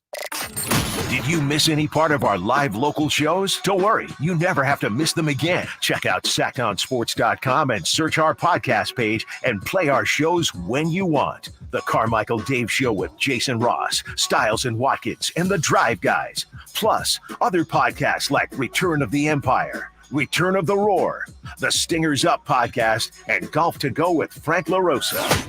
They're all available right now on SacktownSports.com. Get ready to fuel your spirit of adventure with Kia Vacaville Summer Sticker Sales Event. It's time to crank up the excitement, calling all thrill seekers.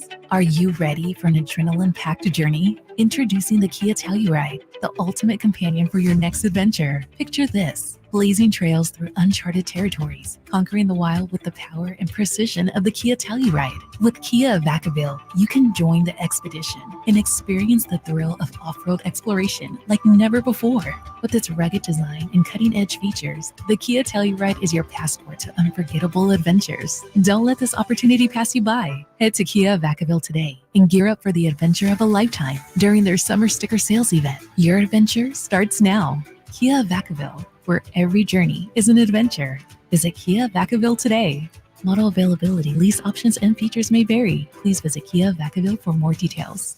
Carmichael Dave here, reminding you this Father's Day, you can make your backyard the ultimate retreat with Amy's Outdoor Living, your grilling headquarters. See the new Red Hot barbecue brands Napoleon and Rectech. Napoleon grills, perfect gas, perfect infrared grilling, built to last. And those Rectech pellet grills, they're built like a tank and offer the #1 rated grilling app. Now, Amy also features Weber, Big Green Egg, and Traeger gas and pellet grills like I have, and the Gosney professional pizza ovens. Guys, I threw my old pizza oven out. I got the Gosney in my backyard. It is so awesome to do pizza at home with the family. Free setup and delivery on $3.99 and over purchases. Save 40% off selected in-stock patio furniture and umbrellas. Visit their clearance center in the Sacramento store for scratch and dent savings. Amy's Outdoor Living, El Camino near Watt, and inside Amy Ace Hardware in the El Dorado Town Center. I'm Ken Korak with your Green and Gold Report, brought to you by Xfinity Mobile. Connect to the most reliable 5G network nationwide. Well, it was October 17th, 1974, when the A's at the Coliseum beat the Dodgers 3-2. They won the World Series 4-1 for their third straight title. Coming up later this month on June 23rd, when the A's play the Twins. As the A's say goodbye to the Coliseum this year, the A's will honor members of that 74 team in a pregame ceremony. Want more speed? Well, Xfinity just increased their internet speeds, and they're faster than ever. It's time to get more out of your internet with faster speeds from Xfinity. Now through June 21st, get 150 megabit Xfinity internet for only $19.99 a month for 12 months with a 1-year contract. That's double the speed for the same great price. Click, call, or visit a store today. Requires paperless billing and auto-pay with stored bank account. Restrictions apply. Equipment, taxes, and other charges extra. After promo, regular rates apply. Actual speeds vary. Get the champagne ready. The NBA Finals are here. Welcome to the NBA Finals. Let's raise our glasses and our rings to the two phenomenal teams left standing. My goodness! Here's to high-stakes action, to thrilling moments we can't miss. He ties the game at the buzzer! And to crowning our next champion. Here's a toast to the NBA Finals. The 2024 NBA Finals, presented by YouTube TV, continue on ABC. Bonneville International Radio Station contests are open to participants at least 18 years of age and older that are residents of California and who reside in one of the 6 counties that make up the Sacramento metro area, unless otherwise specified. Employees or agents of the station, Bonneville International Corporation, other area radio stations, or any entity associated with the contest are not eligible to win, unless the station otherwise specifies in its own discretion. Persons who have won in the last 30 days from a station contest or event may not be eligible. For a copy of the general contest rules, visit khtk.com. Maida Chevy saves you $12,000 off MSRP on every new half-ton Silverado LT Turbo Max. In stock after rebates. Always 5 to choose from. Exclusive. All in-stock pricing at MaidaChevy.com. Together, let's drive. See dealer for details. N7124. KHTKAM Sacramento. KYMX HD2 Sacramento. From the Power Business Technology Toshiba Studios, your new home for 49ers football in the 916. Sacktown Sports.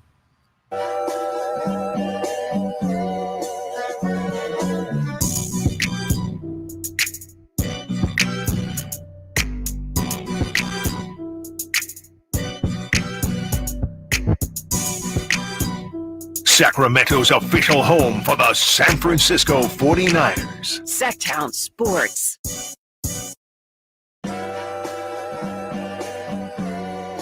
Gotta let it drop. There you go. Did you see Odell? And he got roasted. Did you see that? So Odell Man's never. If you didn't see it, Odell, who I haven't seen Odell in a long time, but with the Dolphins now, if I'm not mistaken. That tracks. Yeah. Speaking of the quarterback conversation that we were talking about, Tua, the lefty, he needs to get paid. He's been very open about getting paid. But Chris, I mean, not to be disrespectful. No, I'm watching it right now.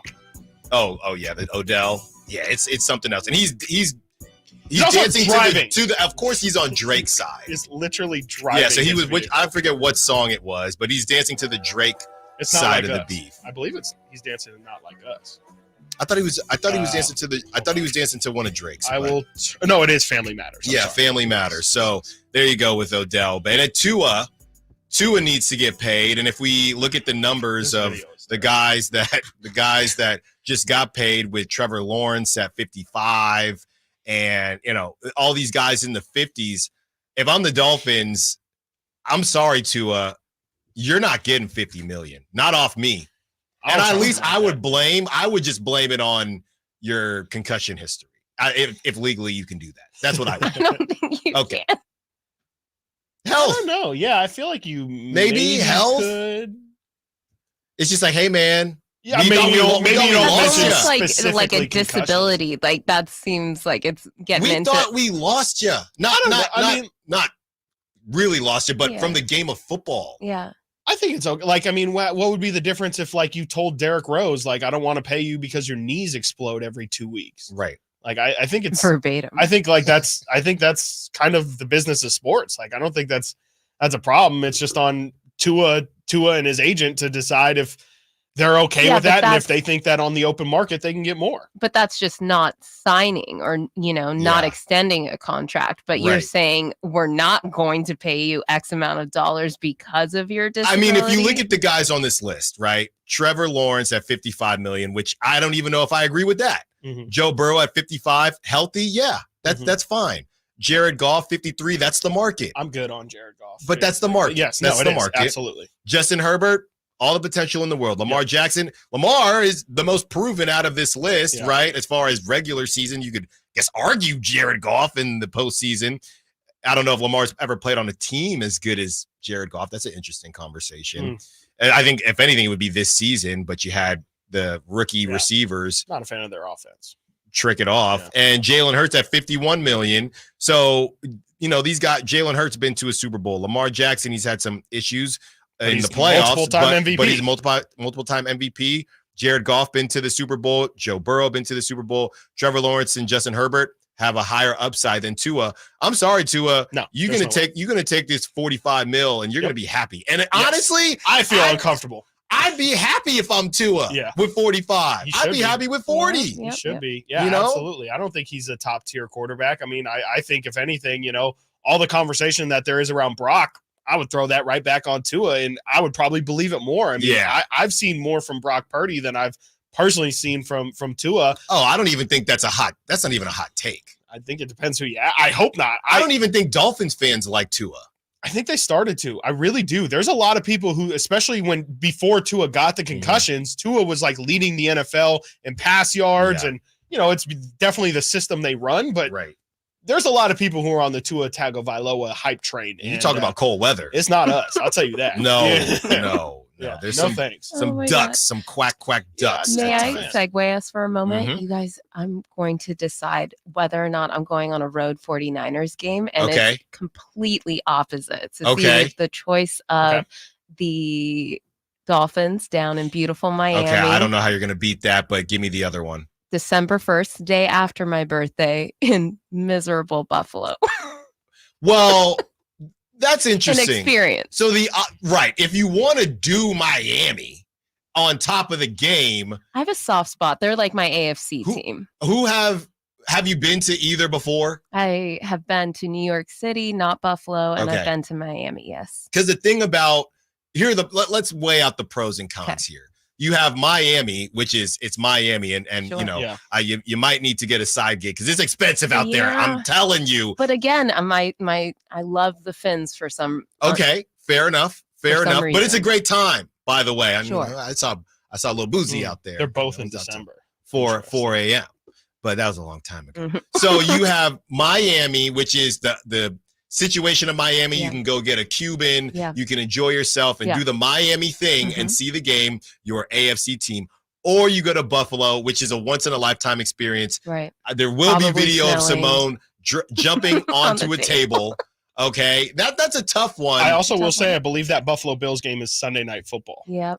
So it's going to be, and really and icy on East Coast time, obviously. Right. And the Dolphins one is just a typical 10 a.m.er. Yeah. It is a 125. And that's going into Christmas week. You've been to Miami, but you've never seen the Dolphins. Never seen the Dolphins. I think it's What do you guys think of, footballically speaking, which game? I don't know what the Bills are doing, right? They drafted a wide receiver, but they might regress.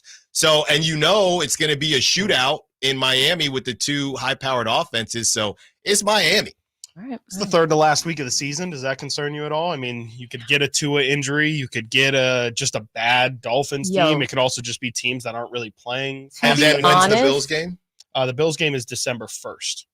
The Miami game is December 27th. I'm shook after the I think you should go to Green Bay. After the bye week, it's kind of sketchy. Yeah. When's Green Bay?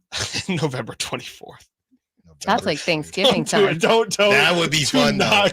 I've been to Green Bay, actually, for a 49ers game. I'm really Text line, Sack Chat. Nah. 916-339-1140. Help Simone. Where should she go? To Miami or Minnesota. to Buffalo? Minnesota, September 15th. Well, speaking of Green Bay, Jordan Love and the QB that he is getting some high praise from one Chris Sims. This is not Chris Sims unbuttoned, so he was a little bit more buttoned up this go round. And this is what he had to say comparing Jordan Love to Brock Purdy, who he had above Brock Purdy in his QB ranking. This is what he had to say. If Jordan Love played in the Super Bowl, this 49ers would be the Super Bowl champions. That's what I would say. Wow. He would make some of those throws that I'd go, wait, just hop and do this, and he's open. It's a touchdown. Why do we have to keep staying here just because our body has to be in the position to throw this guy? And he's not even capable of doing some of that stuff. So, again, it's really good. I don't want to get above average starting quarterback in the NFL. I mean, yes, he's damn good, but there's some things still, like if you went back, okay, Jordan Love had the 2 interceptions at the end of the game. Jordan Love in that game played better than Brock Purdy. I mean, Brock Purdy should have thrown 7 interceptions in that game. He got lucky that night. He did get lucky. He did. I will also say, though, about 7. Isn't kind of, and I guess it's, you could just throw the potential interceptions back at me, but isn't kind of the problem with, or I should say the problem with Chris Sims' argument is Brock Purdy wouldn't throw that interception that Jordan Love threw. Like, I think that's the difference in just them stylistically. Brock is a very measured, not super big risk taker, just takes what's given to him. And Jordan Love was trying to make a play. And I feel like maybe Chris Sims forgot how terrible of a decision that throw was. He had no business making that pass. And he had played a great game up until that point, but isn't kind of the job of the quarterback to keep the ball in their possession and not put the ball in harm's way the way Jordan Love did do that. Like, to me, that's the difference between the two is Brock didn't end up making those interceptions or whatever. I can't remember every single missed opportunity. I'm sure maybe some the Packers just dropped, but I think the difference is Brock didn't put his team in a situation to lose that game. And then Jordan Love, he played a great game, but in the most important throw made an absolutely ridiculous decision. But I think that's what Chris Sims is saying, though. Brock is a bit of a risk taker.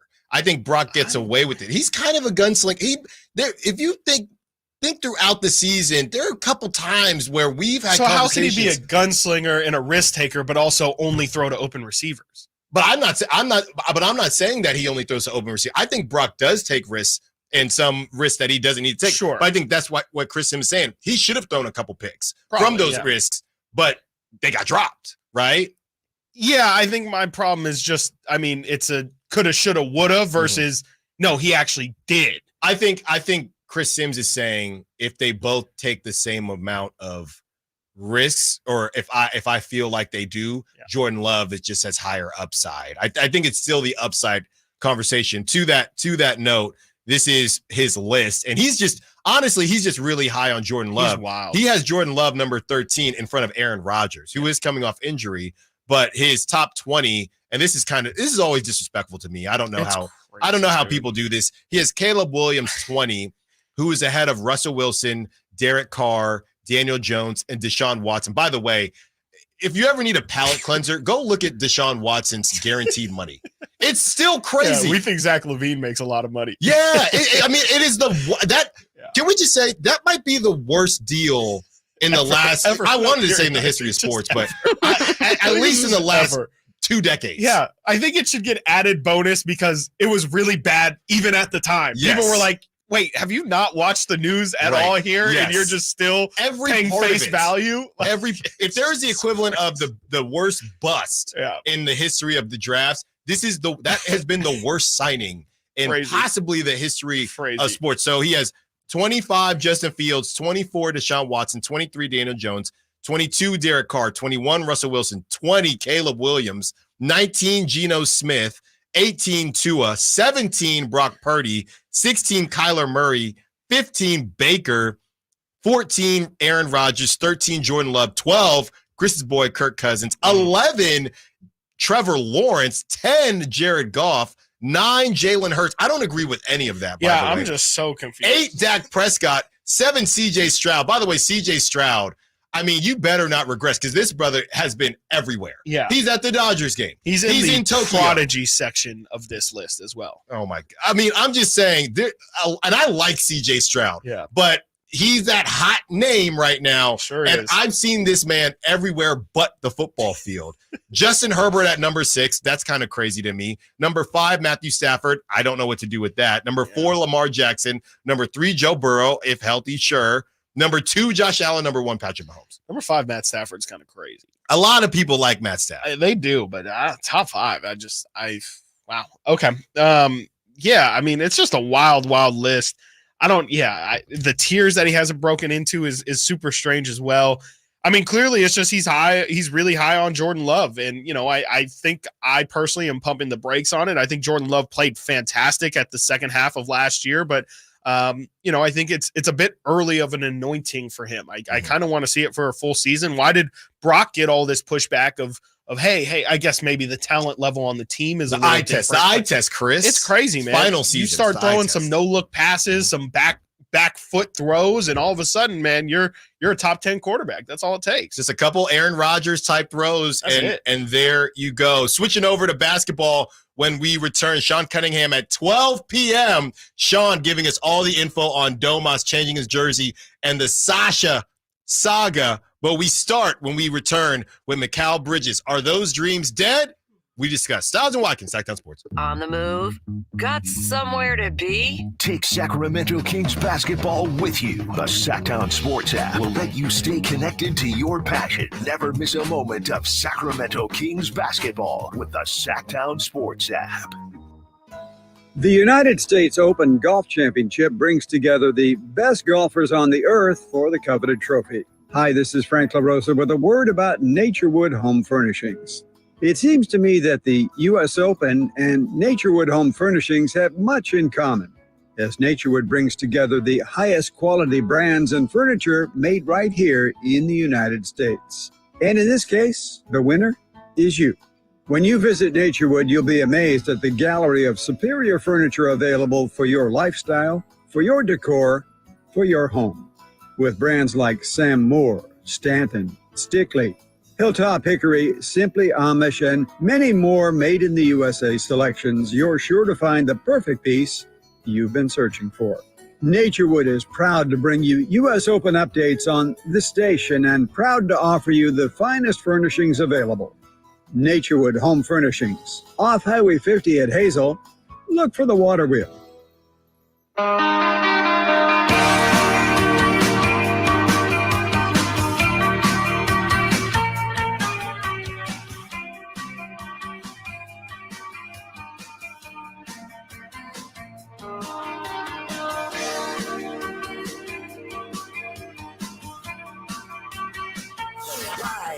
Local. This is Sacktown Sports.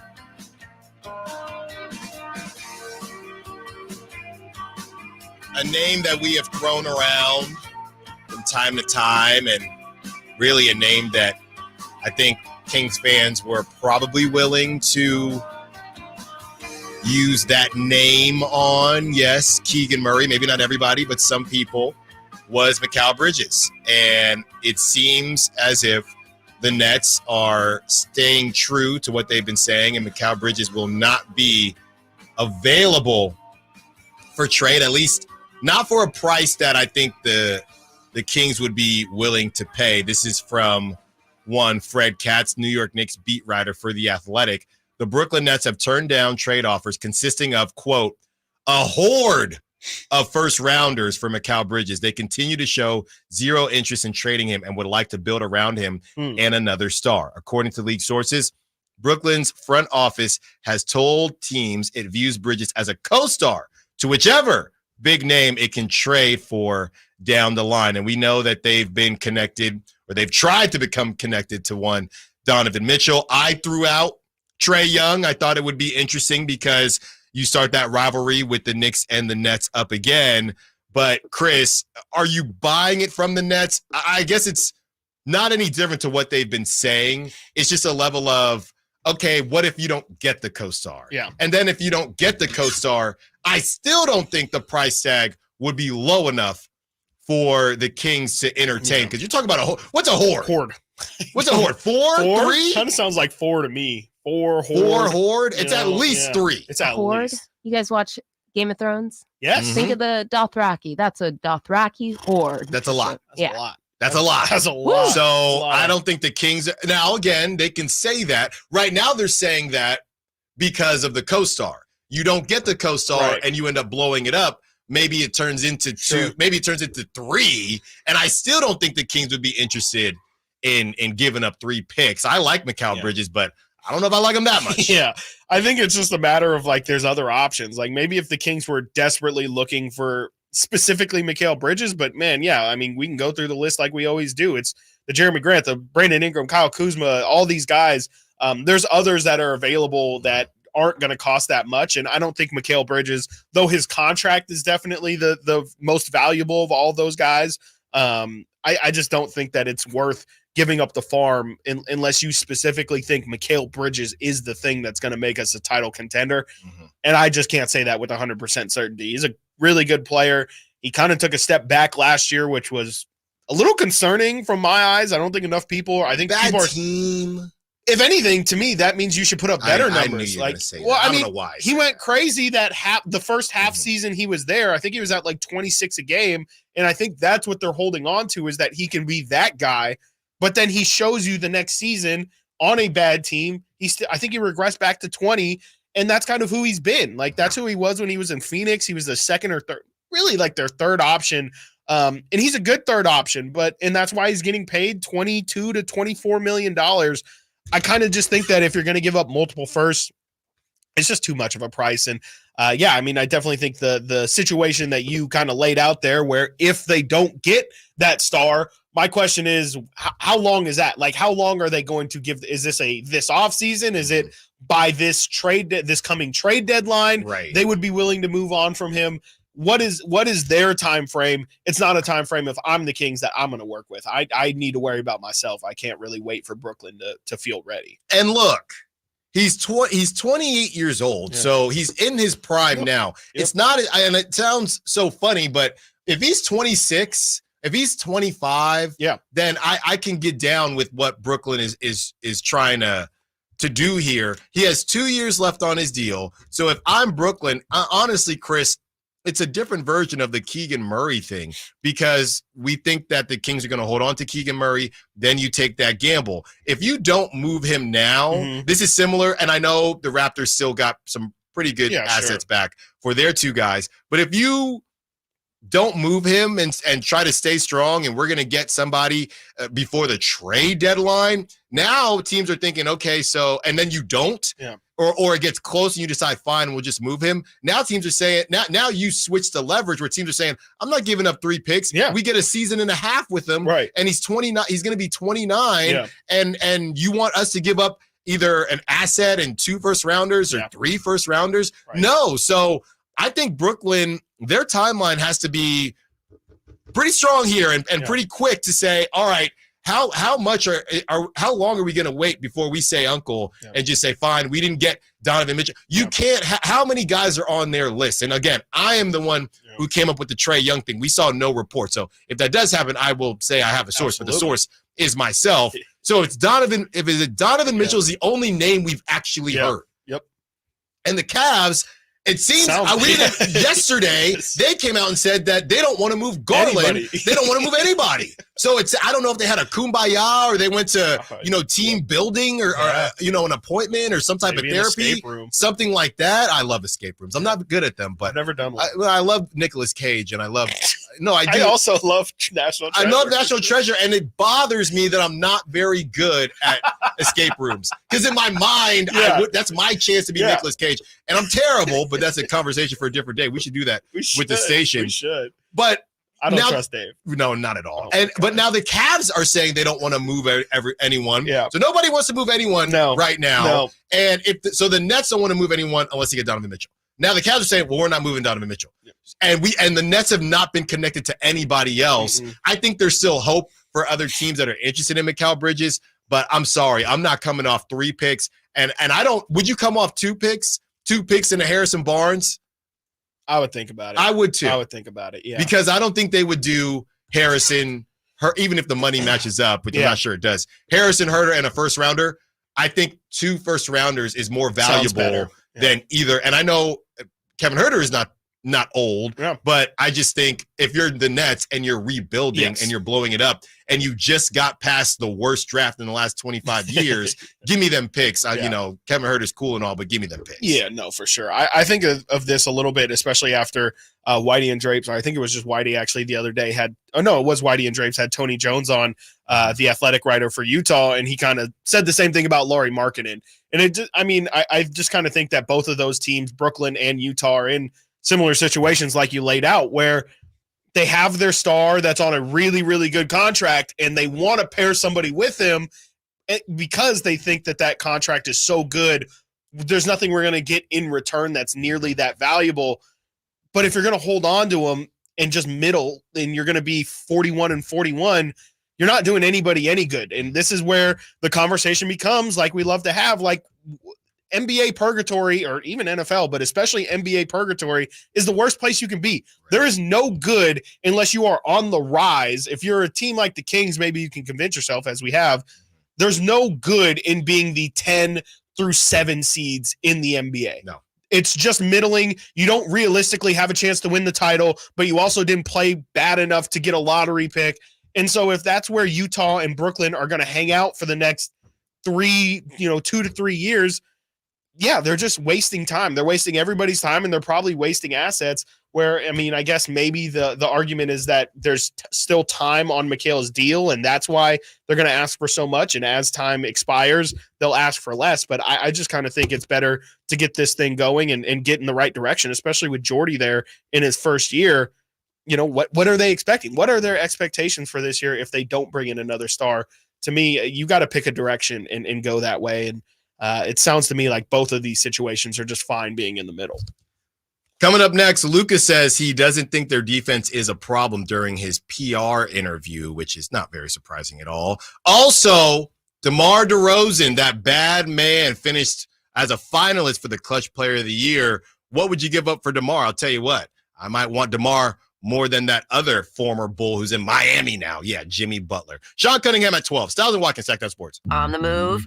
Got somewhere to be? Take Sacramento Kings basketball with you. The Sacktown Sports app will let you stay connected to your passion. Never miss a moment of Sacramento Kings basketball with the Sacktown Sports app.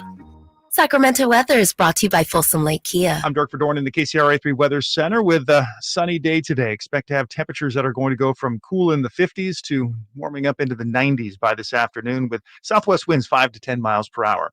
Get the latest forecast on the KCRA 3 News and the KCRA 3 app. Shop Folsom Lake Kia for special offers right now. I'm Coach Doug Christie urging you to visit my friends at Folsom Lake Kia and save big on your next new or certified pre-owned vehicle right now. Visit Folsom Lake Kia SacktownSports.com. The IRS deadline has come and gone. So do you owe money to the IRS? If so, you need an ally. Whether you owe the IRS $6,000 or $600,000, whether your tax problems are personal or business, the professionals at Allies Tax Relief are ready to step in and negotiate your fresh start with the IRS. Here's a happy customer of Allies Tax Relief. Before calling Allies Tax Relief, I feared the IRS would take all of my assets. I owed them over $562,000. Thankfully, I was referred to Allies and called them for help. They ultimately saved my life from uncertainty. Allies negotiated my giant tax debt to an unbelievable $1,500. They are professionals and they fight the fight for their clients. Allies Tax Relief will protect your assets from being seized and your paycheck from being garnished. Call right now for your free consultation. 800-296-0772. That's 800-296-0772. Or visit AlliesTaxRelief.com. Father's Day at Hagen Oaks is sure to bring a smile to the man in your life. From shoes to shirts, from golf balls to golf bags, and from drivers to divot repair tools, Hagen Oaks has all this and so much more, including gift certificates for the father who has it all. Let Hagen Oaks Golf Super Shop be your one-stop for all your Father's Day needs. You'll even find the wildly popular Golf and Guitars concert tickets on sale. It's the Hagen Oaks Golf Super Shop, Fulton Avenue at Cap City Freeway, or HagenOaks.com. Sacramento, Dirks Bentley is coming to town. Hey y'all, this is Dirks Bentley. Saturday, September 28th at Hart Health Park at Cal Expo for Country in the Park 2. And he's bringing some friends. This is Family. Take my hand, let me make you mine. It's Dasha, hit your boots, Kelsey Hart, and more. Saturday, September 28th at Hart Health Park at Cal Expo. Get your tickets before they sell out at CITPFest.com. Brought to you by Hyatt Vacation Club and Xfinity. Are you a victim of the timeshare trap and think there's no way out? I'm Chuck McDowell, founder of Wesley Financial Group, the original timeshare cancellation expert. And I'm here to tell you that there is a way out. All you need to do is give my office a call. I will send you a timeshare exit information kit absolutely free, explaining how the timeshare industry works and your options for cancellation. Call Wesley now for your free info kit. 800-881-4242. That's 800-881-4242. If you need bold banners to boost your business, but you're on a budget, think Staples. Because now at Staples, you can save up to $50 on your print purchase. From posters and flyers to signs and menus, Staples can print anything you need to move your business forward. And with Staples Print Perfect Guarantee, it's done right or it's printed again free. Plus, same-day service is available on hundreds of items if you order by noon. Get it printed right at Staples. And now get up to $50 off your print purchase. And 7/6, visit staples.com/print for details. Hey, what's up, everybody? It's Kyle Draper from Mercedes-Benz of Stockton, and they have a special deal going right now just for you. Receive your first month's payment up to $1,500 on them on select new 2024 GLE vehicles or the all-new E-Class now at Mercedes-Benz of Stockton. Rates begin at 1.99% APR on select certified pre-owned Mercedes-Benz. Plus, you can always check out their other deals at mbofstockton.com or head on down I-5 to Mercedes-Benz of Stockton. The Gold Rush Classic is a celebrity pro-am golf tournament, a celebrity skins challenge, a $1 million hole-in-one contest, a celebrity draft party, an awards party, an incredible farm-to-fork dinner, and a fabulous concert under the stars. The Gold Rush Classic raises money for Make-A-Wish, Jordan's Guardian Angels, First Tee of Sacramento, and other worthwhile children's charities. It's happening August 22nd and 23rd at Rancho Murrieta. Imagine playing golf with an All-Pro or Hall of Famer like Brown, Fernandez, Ostertag, Fias, Jackson, Polanese, Sharp, and our own Greg Vaughn. The Gold Rush Classic offers this exciting opportunity, along with a chance to win the Rancho Murrieta Homes and Land $1 million Swing for Charity Hole-in-One contest. Rancho Murrieta Homes and Land is a full-service award-winning realtor and a proud sponsor of the Gold Rush Classic. For sponsorship information, visit goldrushclassic.org. That's goldrushclassic.org.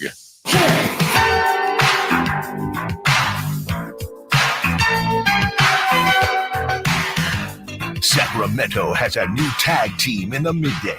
It's Stiles and Watkins on Sacktown Sports.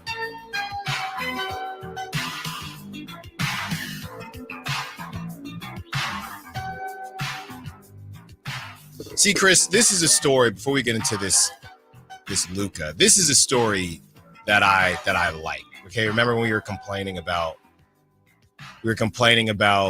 the Shohei Paul Skeens Yes, made up yeah, story. yeah. He was there, and now he's pitching against him, right? Yeah. This is a real story. So childhood friends Matthew Tkachuk and Jason Tatum are both on the precipice of becoming champions. So there is literally there have been multiple videos and pictures of them that grew up together, and both of these kids are now adults, right? And are very close to becoming champions. That's a good story. Yes. That's a real story. That's like insane. It is insane. Like, what are the what are the just odds? nasty. Yeah, and they're like, I see this picture of them like on a school bus together. Like, how ridiculous is that? The last one I can think of, and this one got worn out, was the Clayton Kershaw and Matthew. Oh my God! Yeah, did you know they went to the same high school? Did you know that? We know. No, they played Little League together. Oh, see, I didn't know. Yeah, they played Little Apparently, League I together. haven't been told enough times. Yes, they said that every single day. But no, that's pretty awesome. That's and I was insane. just trying to think off the top of my head anything that comes close. Yeah, I know Randy Moss and Jason Williams played at the same high school. There's a lot of highlights of like Jay Will throwing lobs to Randy like crazy. That's the only thing that comes immediately to mind. Jock Peterson. Oh, yes, that's and right. Devontae Adams were both wide receivers for Palo Alto High. And legend has it that Jock was the number one receiver and Devontae Adams was the number 2 receiver. That's crazy. Yeah. Somebody needs to do something about that. That's insane. I know. I'm trying to think of like some other just like crazy teammate combos. You always find out about some of them. Like, there's always, the tricky thing is like AAU for basketball is like that probably shouldn't count. There were a bunch off the top of my head. It was either Cal State Fullerton or Long Beach. I think it was Tulowitzki and somebody else. I think it was Evan Longoria and Tulowitzki were both on Vanderbilt the same team. at one point have like Vanderbilt. David Price, but and even like they college, had just like a that's not necessarily college the is same not the same. Yeah, because you could do Bauer and Cole. We're both at UCLA. Right, you can't do the same. Yeah, it's not the same as high it's school. Not. Yeah, it's not as coincidental. Yes, you can definitely obviously kind of super team it. I don't know. I mean, I'm sure that there's a ton that were, like did Tom Brady play with? I feel like didn't Tom Brady and Barry Bonds went to the same high school, but I don't think it was at the same time. No, it wasn't at the same time. Oh, this was the one. I believe El Toro High School. Arenado and Matt Chapman went to the same high school. Yeah. Wait, yeah. What? Did anybody hit it to the left side of the field at all? Probably not. Like, who played short? Yeah. I would get. Well, here you go. Probably. He attended. This is on Nolan Arenado. Yeah. He attended El Toro High School in Lake Forest and played shortstop on the high school's baseball team with fellow future major leaguers Austin Romine and Matt Chapman. Do you just quit before you even in start? 2008, Arenado's junior year, El Toro won the California Interscholastic Federation Southern Section Championship. Obviously.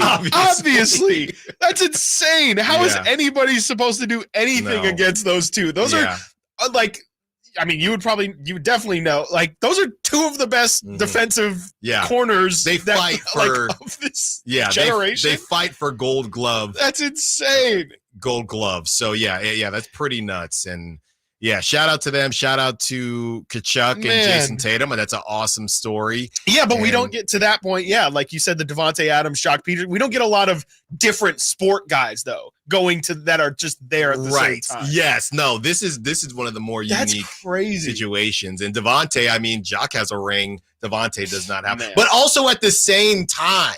They're both cooking at the same time. Yes, that's to get their rings at the same time. Yeah. And they were like legit friends, right? From what Based I've on seen all in the the pictures reporting, I've seen, and there's videos of them together. Crazy. Yeah. I mean, what a small world sometimes, man. Like, that's just nuts. And I could only imagine. I always think of this too. Like, who were the first people to like see it and diagnose it and say, dude, that kid is going to be insane. And then to follow Jason Tatum's career through high school and then go to Duke and then to be like, I told you that kid that I saw at that AAU tournament, I told you he was going to be something. That's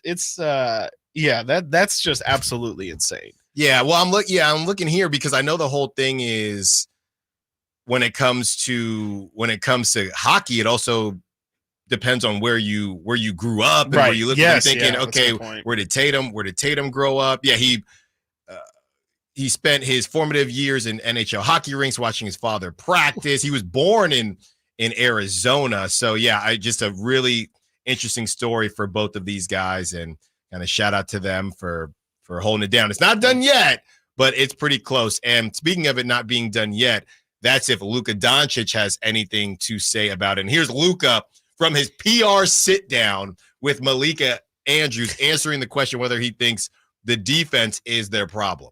Your defense has been under a lot of scrutiny, maybe because you're hurt, maybe because of something else. Do you feel like you can help your teammates more? Do you think the scrutiny you're under is fair? Yeah, for sure. I mean, they're always going to talk about it, but at the end of the day, I don't think the biggest problem is our defense at this point. I think we scored 3 games under 100 points. I mean, that gives credit to Boston's defense. But I think our offense is a little more problematic right now than defense. Like I say, we never scored three times in a row under 100 points, especially with me and Kyle there. So that gives Boston defense a big credit. So I think we got to do a better job with that. Like I said, on 20 points, we got to play with a little more pace. I'm sorry. I think he's missing the point there. This goes to something we talked about all Kings. There's more than one way to win, buddy. Yeah. And it's not just offense. There's not more than one way to win. It's just score. It's cooking. You have to outscore the other team in order to win. That's what I know. I mean, it's just like it's shifting. It's like, come on, man. Like, I get that you're getting roasted, but to just even if you don't believe it, just say like, yeah, man, like I have to play better defense. Yeah. We have to be better at communicating, all that stuff. But just to say, I hear it. I just kind of don't think it's that bad. Right. You got to block it out. You got to block it all out. You got to focus on what you can, Yeah. Control the controllables. Control the controllables, I can't control how I defend, but I can control which shots go in. Yeah. That's concerning. What do you say? They're going to talk. They're going to talk. People are going to say things like, what are we going to do? Yeah. It's just like, come on, man. Like, especially after you're just getting obliterated from everybody, not even just online. This is not just a keyboard warrior thing. You got, our boy Wendy going on an hour after your game is over, pointing to your locker room saying, you're never going to walk out of that side of the winner tunnel. Side. Yeah, winning side, losing side, winning side. Not great, man. Like, and you're a Luka guy. I'm a Luka guy, and I gotta. Me and Luka gotta eat this. Yeah. And I know he's more down, but I just think this is a situation where homeboys got it. Like, you have to at very least admit what's the stages of denial, or the stages of grief. He is in denial right now that his defense is a problem. And I don't necessarily know if it's 100% a fact that he's got to be better on defense in order for him to ever win a championship. But at least in this situation, you have to try and slow down ball. You're not going to be – they've already shown they can hold you under 100 whenever they want. Mm-hmm. You have to try and hold them under 100. Yeah, that's the problem. Luka is saying we need more P.J. Washington. We need more cowbell. We need more P.J. Washington. We need more Derrick Jones Jr. Yes. And Wilbon was getting roasted because he said, oh, they need more Tim Hardaway Jr. And Tim Hardaway Jr. ended up getting a DNP that game. And Ryan Smith on Sack Chat is saying self-awareness. Yeah. Luka has none. I mean, I think to your point, and I don't know how this interview came about. Maybe it was already scheduled. I hope so. But I really want to find out, because if you went out and said, hey, we'd love to do something, we're going to fix this, right? Yeah. And then you don't tell Luka, or you don't brief Luka on how you should approach it, that's also another version of hustling backwards. I don't think it was an awful look. At the end of the day, they lose. It wouldn't have changed people's minds either way, even if they get gentlemen swept or whatever. But at the same time, I mean, hey, sounds like a Sacramento King to me. It's all about offense. Coming up next, we continue the conversation. That bad man in Chicago. Is that price tag too much? Are you interested? We answer your calls, your texts, your Sack Chat. And Sean Cunningham, 12 p.m., talking Sasha and Sabonis. Stiles and Watkins, Sacktown Sports. Subscribe to Sacktown Sports on YouTube and watch the Carmichael Dave Show with Jason Ross, Stiles and Watkins, and the Drive Guys. Live Monday through Friday from 6 to 6. Plus, view archive shows and exclusive content. Subscribe at youtube.com/Sacktown Sports. For the ones who know safety isn't a catchphrase, it's a culture. and the ones who help make sure everyone makes it home safe. For the safety-minded who watch everyone's backs, Grainger offers supplies and solutions for every industry, as well as safety assessments and training to keep your facilities safe and your people safer. Call, click Grainger.com, or just stop by. Grainger, for the ones who get it done. Get in zone, AutoZone. Welcome to AutoZone. What are you working on today? Got a car-loving dad? Nice. We've got a Father's Day sale. Right now, our Armor All Ultimate 8-piece bucket kit is just $25. That's soap, a wash mitt, wheel cleaner, tire shine, glass wipes, and interior wipes. Plus, a bucket to use for the wash. All for just $25 at the AutoZone Father's Day sale. Now through the 16th. Get in zone, AutoZone. Restrictions apply. Power Business Technology is proud to be 100% independent, locally owned, and managed Toshiba copier dealer. Local ownership cuts out the red tape, allowing ourselves to never be too busy to personally answer the call when our clients need us. Recognized for excellence in service execution, training, and customer service, we're proud to be named a 2022 Toshiba ProMasters Elite Dealer. Contact us today for all of your business printing needs at 844-POWER-BZ. That's 844-769-3729, or visit us at powercopiers.com. NBA basketball returns to Golden One Center this July 6th, 7th, and 9th for the California Classic Summer League games. 3-day passes in the lower level start at just $66 and include access to all 6 games. See your Sacramento Kings as they host the San Antonio Spurs and Charlotte Hornets, featuring newly drafted rookies, NBA sophomores, and other athletes competing to make NBA rosters. Visit kings.com/California Classic for more information and to buy your tickets today. My good friends, Dr. Jack Friedlander and Dr. Pash in Roseville and in San Francisco are offering not only confidence, not only security, but also the ability, if you ain't insecure, to go from the roster to the all-star team. You know what I'm saying? I'm talking about UpsizeMatters.com. Time after time, vote after vote, circumference, or as we call it, girth, is consistently ranked as the most important attribute. And Dr. Jack and Dr. Pash can give you a free consultation. The procedure can be done on the same day as your consultation with immediate results. It's non-surgical. It's virtually pain-free, safe, effective, long-lasting, semi-permanent, and doctor-performed. For more information, go to UpsizeMatters.com. Go to UpsizeMatters.com. Make that change. Make the all-star team. Get your girth on. It's the Make This the Summer event, and it's going on now at Lodi Chrysler Dodge Jeep Ram. Hi, everyone. Leonard Harrington here, and I want to tell you how we make your buying experience at Lodi CDJR as easy as possible. You can come in for a visit, or you can do everything online at LodiCDJR.com. Just pick out the make and model you want and scroll through our large in-stock inventory. Next, schedule a test drive at the click of a button. If you want to finance your vehicle, you can start your paperwork online too, saving you plenty of time before you get here. And if you're looking to sell your vehicle or looking to buy, we'll give you an instant cash offer online too. At Lodi Chrysler Dodge Jeep Ram, we make it easier than ever to put you into a new vehicle. It's what we do. Online at LodiCDJR.com or in person. We're right off 99 in Kettleman, where we're open till 9 every night and Sundays after church. Prices are better at the Low Price Center. Lodi Chrysler Dodge Jeep Ram. Visit us at LodiCDJR.com. Sponsored by Xfinity. Enjoy the entertainment you love with the Xfinity Stream app. Turn any screen into a TV and take the entertainment you love wherever you go. Xfinity, we connect you to more of what you love.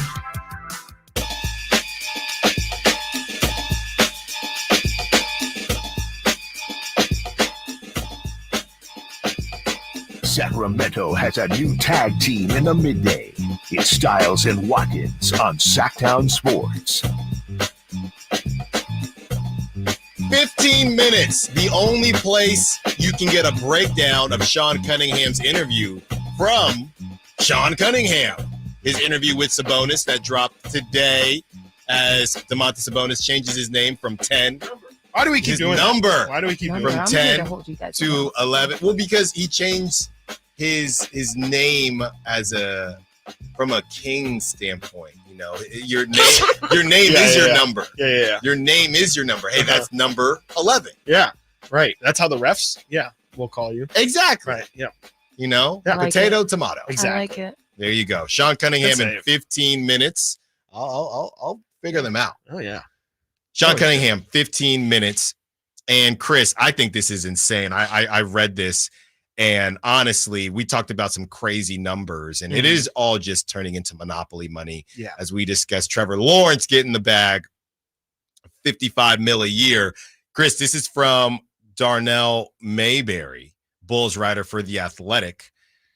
DeMar DeRozan could receive up to $40 million per season. The Bulls would be happy to re-sign DeRozan on a 2-year deal. DeRozan's side obviously would covet more security.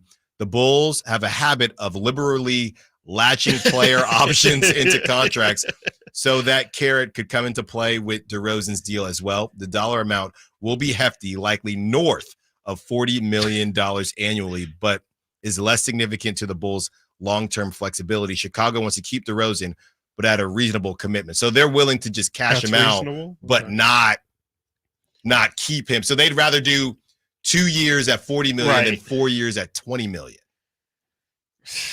When will the Bulls learn their lesson? They're like, was the Zach LaVine contract not bad enough for y'all? Like, who's in charge? This is what makes people think I could be a GM. Yes. And that's no disrespect to the Bulls front office, but what are we doing? What are we actually doing in Chicago? It's a great question. What is their goal? What is when you wake up in the morning and you're paying DeMar DeRozan? He's 34 years old. Yeah. Okay, he was top 3 in clutch player voting, even though they beat the Kings, by the way. Yes, they beat the Kings. They were missing some guys too. Zach LaVine. Yeah, they were missing some guys. At least Zach LaVine, to be honest. What do you wake up in the morning thinking your goal is? If you are the Bulls front office, I don't get it, Chris. Mark Eversley, that is the general manager of the Chicago Bulls. What is your plan? What are you doing? I believe he's an unrestricted free agent right now. Yeah, I would let him test the market a little bit, right? No, we're going to give him 40 million. You might understand that there's better places to play than the Bulls. I don't know, man. I really don't know. That is not market value. As we were talking about quarterbacks, some time ago, this is not the going rate for a 35-year-old shooting guard who doesn't take threes. Like he takes them now. Is he taking? I know he made he's one at against 2.8. He has risen. He his definitely threes. made one against the Kings. Yes. I vividly remember that. He shot 33% this season. He shot 32% from 3 last year on under 2 attempts.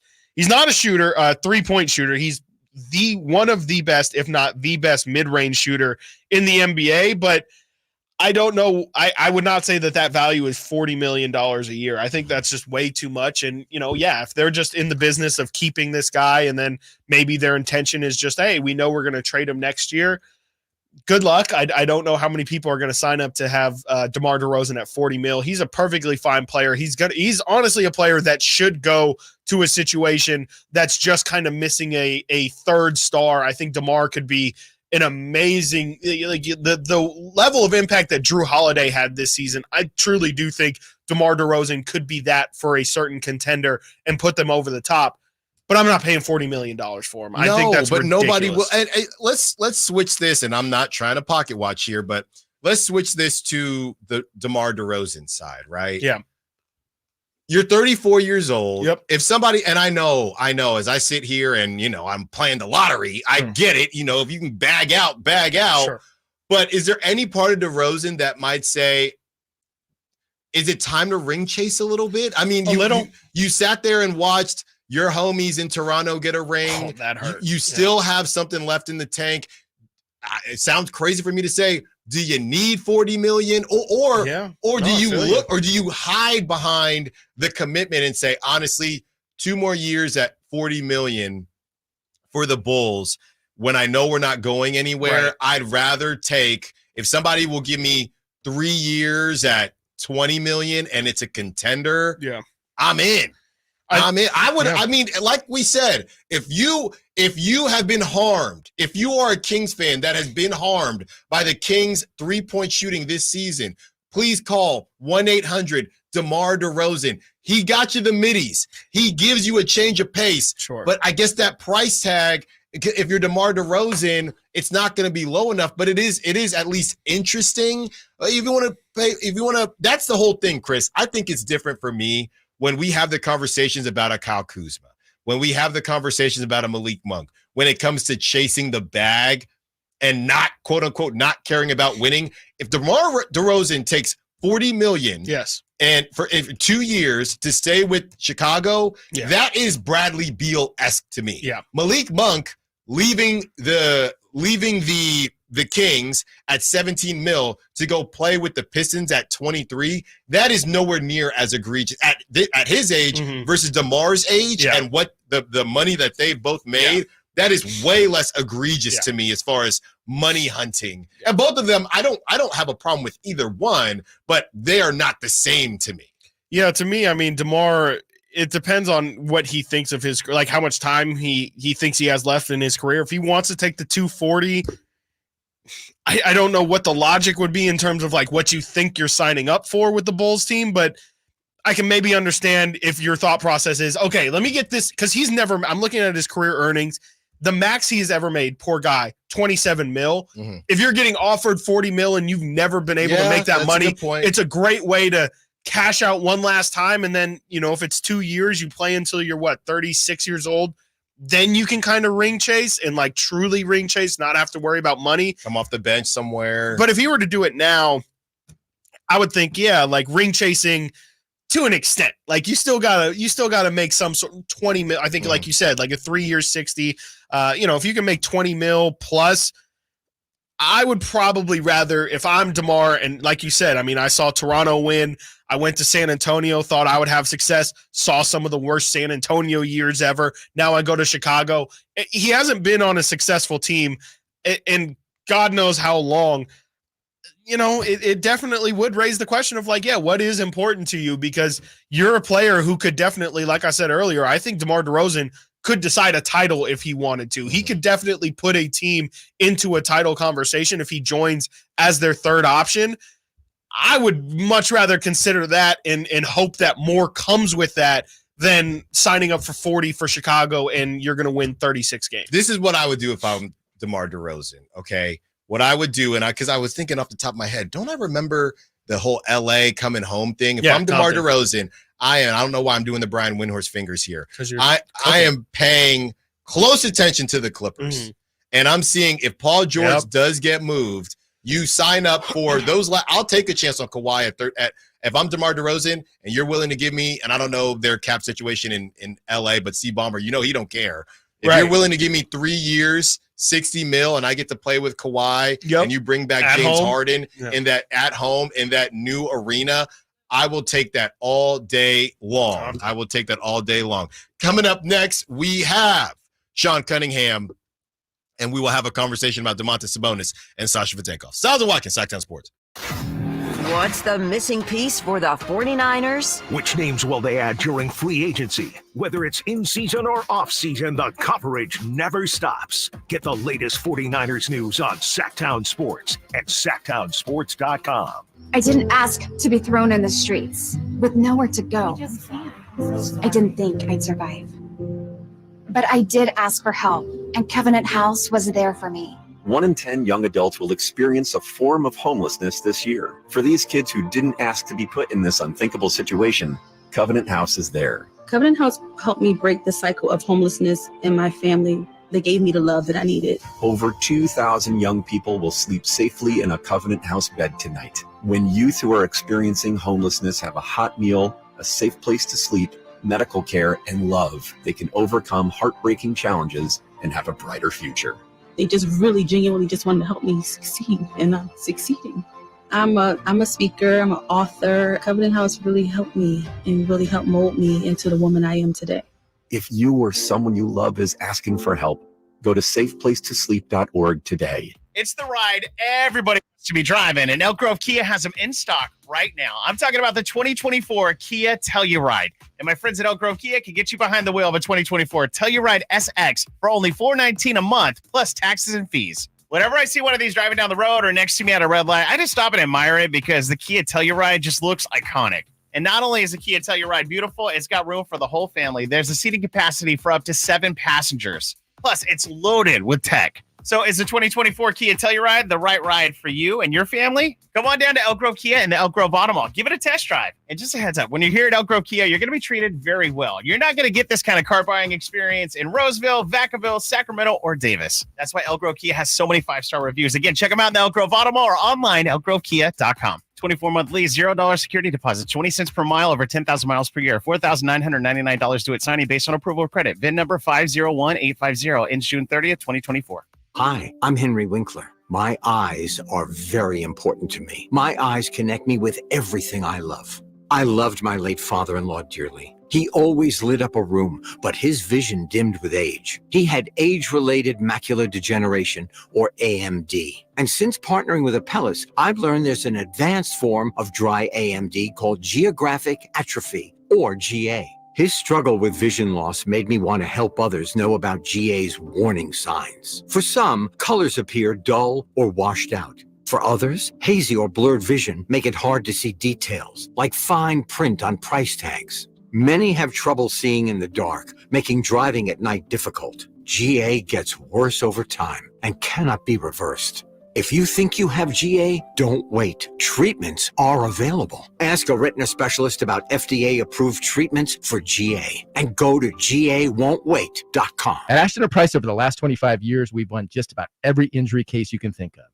Slip and fall, falling merchandise, fell through rotted decking, we won those. Dangerous stairs, falls into holes, dog bites, won them. Injured while pedestrian or on a bicycle, auto, motorcycle, big rig, company vehicle, Uber, or Lyft accident, we've won them all. And the best news is there's no fee until you win. So no matter how you got injured, remember, for the best advice, don't think twice. Call Ashton and Price. At the Good Feet store, we take pain very seriously. Whether in the foot, knee, hip, or back, Good Feet makes over 300 styles, flexibilities, and sizes of pain-relieving arch supports. With 26 bones, 30 joints, and over 100 muscles, tendons, and ligaments in each foot, a lot can go painfully wrong. So there's a trained arch support specialist at each Good Feet store to give you a precision fit. Come in for a free fitting and test walk. No appointment necessary. Good Feet arch supports are HSA, FSA eligible. The Good Feet store in Sacramento, Roseville, Vacaville. Online at goodfeet.com. Capital Casino has been serving the greater Sacramento area in the same convenient downtown location for over 20 years, with plenty of close-by, well-lit parking monitored by security staff and offering the most variety of table games in the region in a safe and friendly environment. Best food, best service, and the best action. That's Capital Casino. For more information on tournaments and gaming, check out their website at capital-casino.com. And please remember to gamble responsibly. 1-800-GAMBLER. What's up? We're talking to Chad Hoblet, a Hoblet Dodge, Chrysler, Jeep, Ram, and Woodland. I hear things just got better for Chryslers make this the summer sales event. They sure did, and I didn't believe it myself. But now you can save thousands more on your next new Ram truck, like up to $19,500 off MSRP on select new 2024 kind of savings. And we're not just talking about one or two trucks. We have tons of trucks with the best savings we've had so far this year.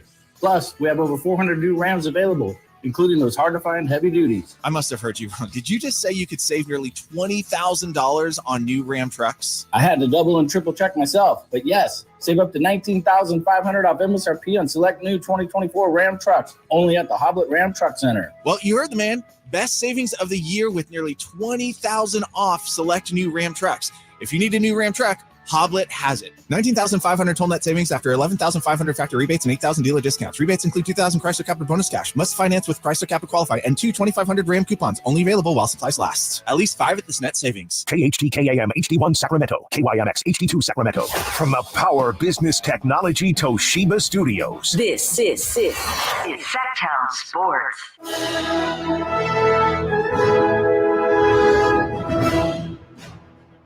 Good afternoon. I'm Simone with your leaderboard standings from the second round of the 154th U.S. Open at Pinehurst. Patrick Cantlay and Ludwig Oberg knotted up atop the leaderboard with 5 under and through 4. The incomparable Tiger Woods out on the prowl, currently 4 over and through 5. Projected cut line stands at 3 over going into this Father's Day weekend. This update is brought to you by Naturewood Home Furnishings, where it's all about choices and always about quality. Please welcome in King's senior insider and Bottle Rock aficionado Sean Cunningham of Fox 40 to talk the latest on Domantas Sabonis on Stiles and Watkins.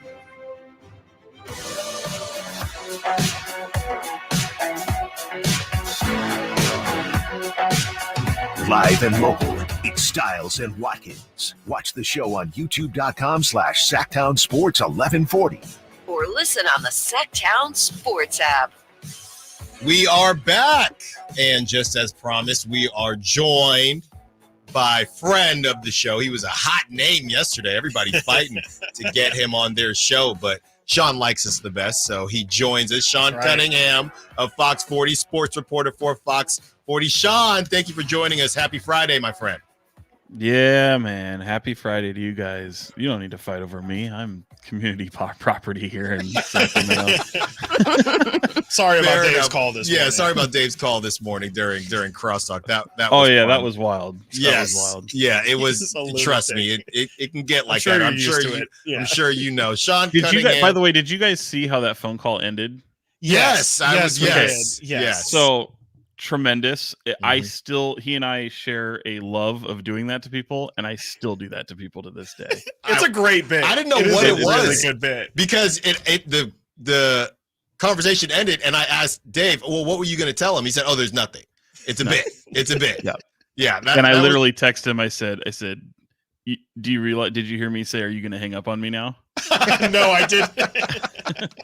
Wow, great stuff. Well, you didn't hang up on Domantas Sabonis. You did a great job with that interview, Sean. Let's just start here as it kind of came out today, and Domas changing his number, which was how we started the show. Obviously, with Father's Day coming up, I don't know if that timing was on purpose, but great timing by Domas. And he obviously said he loves being out here, wanted to make Sacramento his home. What stuck out to you the most from that Domantas Sabonis interview? The most I'd love to say like the just the overall topic, and it's funny, Alan, because it hadn't dawned on me, maybe given my own background, like I actually forgot that it was Father's Day weekend. Like I didn't, I'm not a father that I know of, and I don't have really huge ties to a father myself. So yeah, it just kind of dawned on me. I'm glad you pointed that out. I should have realized that, but I actually was, we've had conversations since Domas landed in Sacramento about, Arvydas Sabonis, his father, following in the footsteps of an absolute legend, Hall of Famer. And even though we didn't go super far detailed into it, it might have been among the most welcoming of the conversation that we've ever had in that regard, and talking about his dad. And obviously his dad being someone who can be critical, who can look back at his own child's game and have pointers, but realizing that the game today is so different. And Domas saying that there's no chance that he's as good as his dad ever was. And right, like we've had conversations similar to that, but I think the thing that stood out the most in the conversation that I had with him this week was just how much fun he had in actually talking about his dad, because oftentimes those answers are a little bit shorter, and it just doesn't seem like a topic that he welcomes so much. And it's probably because he's talked about it so much over his life. Right. But obviously with this weekend being, as you pointed out, Father's Day weekend, and the number changed to not only honor his father, but how much it means to his family. And then of course, just the story about his daughter. I mean, born on July 11th last year, and ironically naming her 11 was just really cool and very humanizing, I think. Yeah, no, I mean, it was a great interview. Definitely go check that out right now.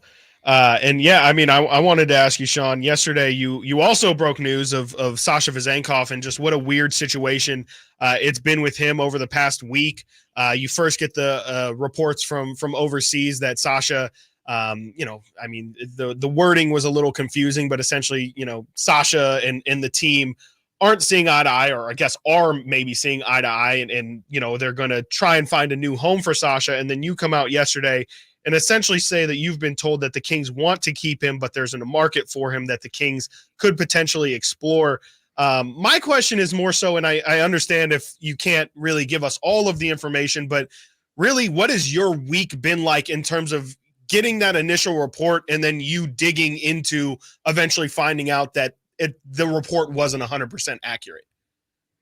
Yeah, I mean, just kind of peeling back the curtain a little bit, when a report like that kind of surfaces and you're rushing to try and find information on it, especially when you have something that seems so definitive, like right, Sasha wanting to leave his team, or even just the NBA for that matter. You're probably not having to reach too far to find people who want to talk about it. And I'll be honest, like there was some crickets for a couple days, and that was a little bit surprising. But I feel also like it kind of happened over the weekend, and I think there's a lot of parties that kind of wanted to make sure there was some clarity there. And yeah, I mean, started hearing from folks right around Tuesday, and then it kind of, I mean, there's a lot of people that I've heard from, and I almost didn't really report what I reported yesterday. But I think there was a lot of confusion out there, and once I got source that who called it off base yesterday, I had to go with it, because I feel like there's look, I think what Sasha Vezenkov said in his exit interview following the Kings season, if you happen to hear those comments, I feel like Sasha told you everything you needed to know. He doesn't regret coming to the NBA. He doesn't regret coming to the Sacramento Kings, but he, like any player in this league, wants to play. And Mike Brown has talked about overall, I mean, this season about being a learning season for Sasha, especially given the injuries that he's had. I mean, you're talking about 9 weeks of an ankle injury at 2 different points of the season, and only being able to appear in really 42 games. And when you're practically he's 28 years old and a former EuroLeague MVP, there's a culture shock. There's a shock to the system of learning a new NBA game. And I've heard a lot of people in my mentions, at least the ones I can actually translate and read, that people wondering, like, does Mike Brown hate Sasha? Does he not want to play Sasha? It's like, well, when you're injured that much and you're still learning a new game, Mike Brown I talked to him at the Republic game last year, him going overseas to see Sasha and really be excited about what he was going to bring to his team. Now, he talks about that year being a lot like what he experienced in San Antonio with Manu Ginobili, and how that first year was really like a learning year, a rookie year, or a redshirt year, if you will, to learn and to kind of get accustomed to things. And I think he anticipated getting Sasha Vezenkov more minutes last year, but I think the injury played a huge part of that. And I think just ultimately the way the team played and defense and some of the things they were trying to get better at certainly just created moments where you can't really get him out there from beyond 10 minutes. And if he's doesn't have it that night, or doesn't have something that's just hot that night, then it might not go completely the way that Sasha would like it to go. Now, all that being said, is I think we had clarity there that Sasha was not thrilled with his role.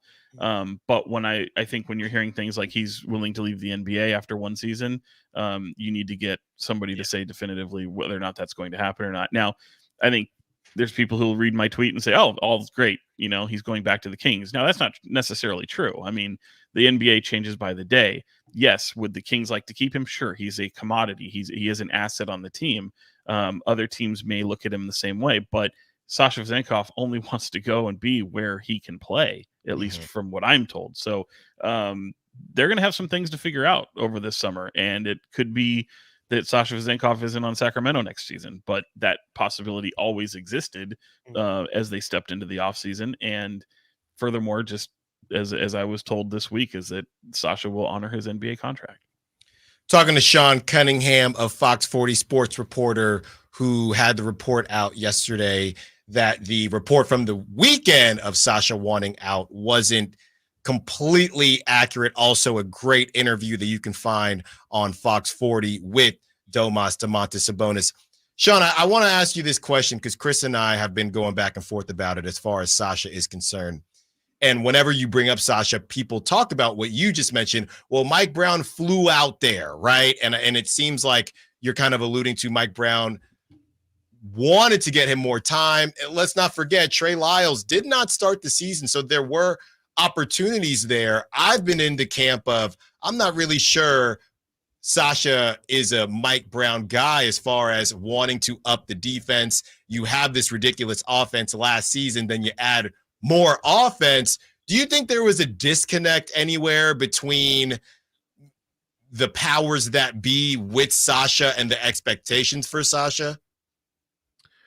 That's a good question, man, because I've wondered that myself at various times, especially with, people who are so high on him, and not only just around the NBA, but within the organization. And, clearly like any NBA team or pro sports team, your front office puts together the roster for your head coach to have control over.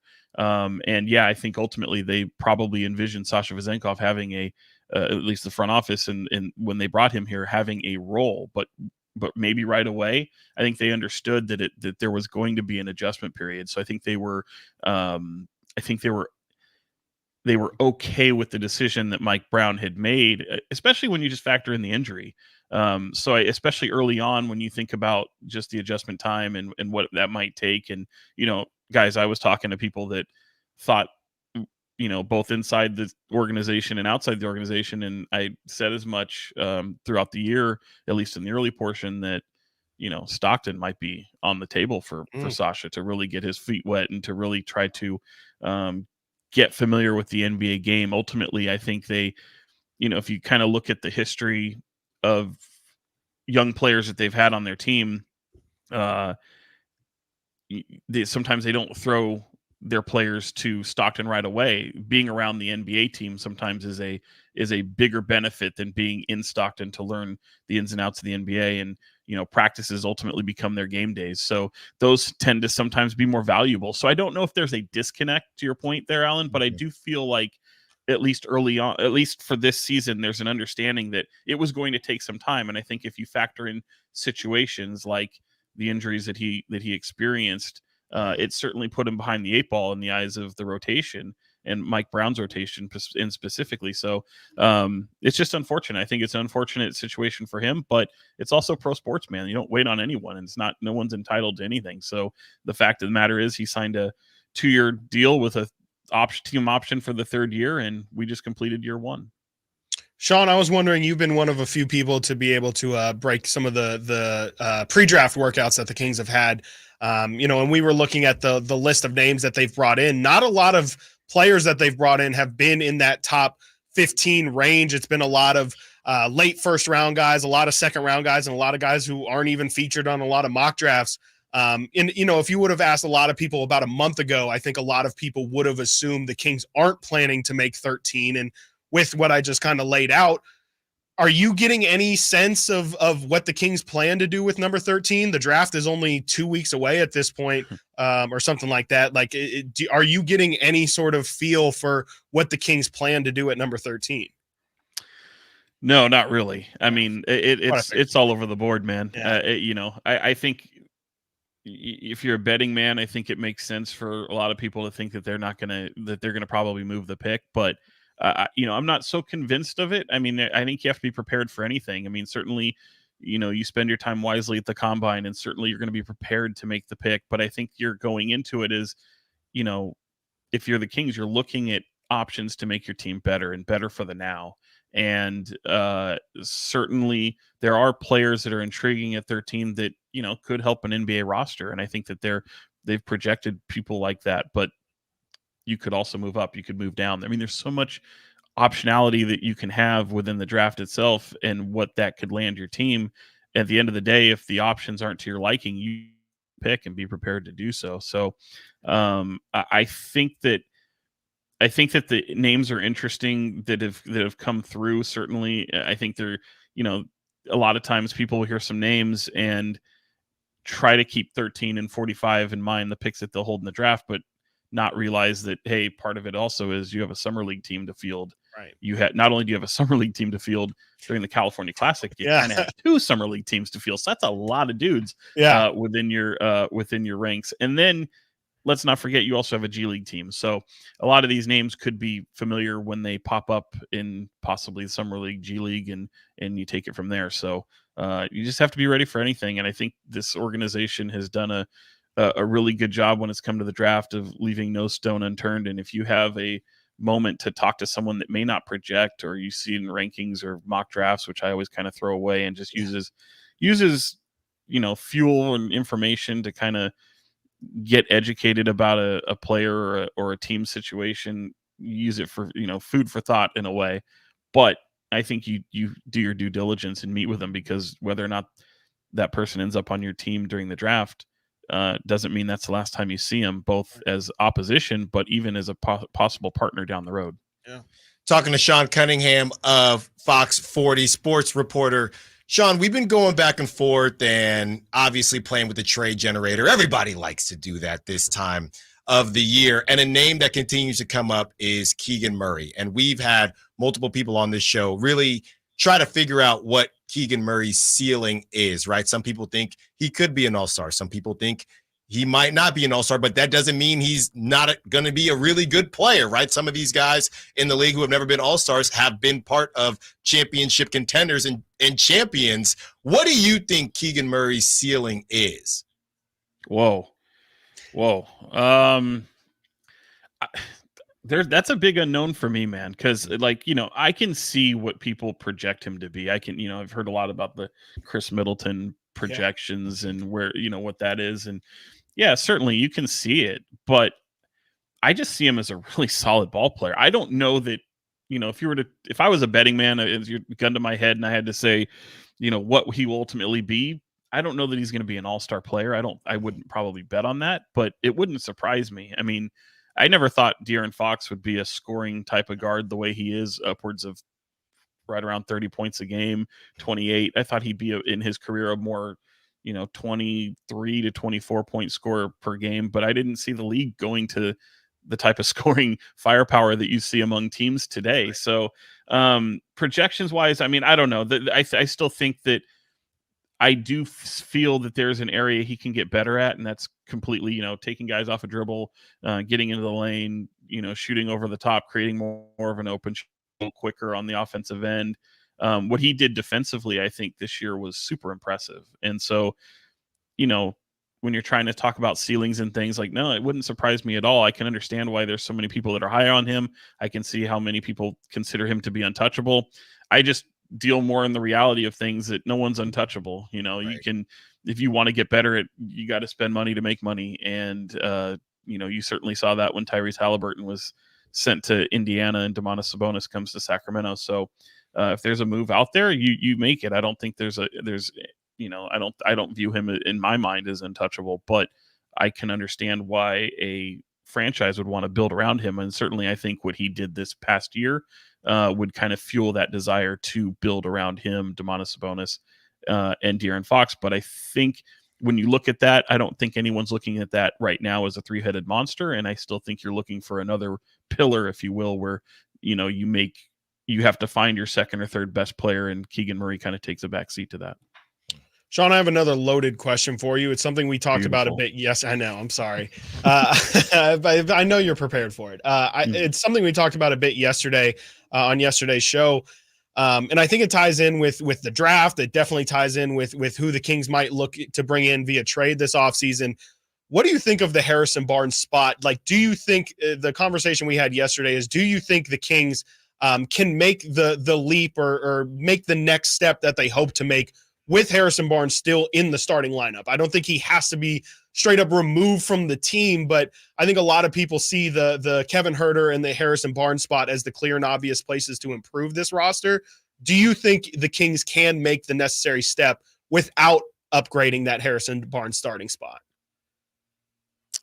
Yeah, I mean, my own personal opinion, I've always felt, least of last year, that when you bring back Harrison Barnes and he's a guy that kind of gets he's a lightning rod in a way, because so many people look at him as an unproductive player, and to certain places, I can understand that. But to me, I feel like there's too similar of a role between Keegan Murray and Harrison Barnes for what they play. And if you're going to get better, I feel like you have to upgrade one of the positions. You really have to upgrade that. Now, whether it's in the starting lineup or it's just across the roster, I would sense that you'd have to make a decision there in order to ultimately get where you're trying to go as an organization. So whether that's this year or next year, I don't know, but certainly Harrison Barnes has a very team-friendly contract for both Sacramento Kings and others, so I can understand him being a commodity for others, especially if Keegan Murray is quote-unquote off the market. But you have to pair it with something. I think you have to make it attractive to other teams, and I think a lot of people, when they're out there, they look at they try to find the one man's trash is another man's treasure, but I think you have to really understand that Harrison Barnes is a value to a lot of teams and what he brings, and he's capable of winning you games. And you have to respect the ability that his ability to stretch the floor. And if you look in today's NBA, having shooters all over the place, you can understand why his services would be valuable. So it's just a long-winded way of saying, yeah, in my opinion, you've got to in my opinion, if you're in a starting rotation or just a roster in general, they're too similar to me, Harrison and Keegan, and obviously Keegan has the upside there, and Harrison could be moved, but every time I feel like Harrison's going to be moved, he hasn't. Yep.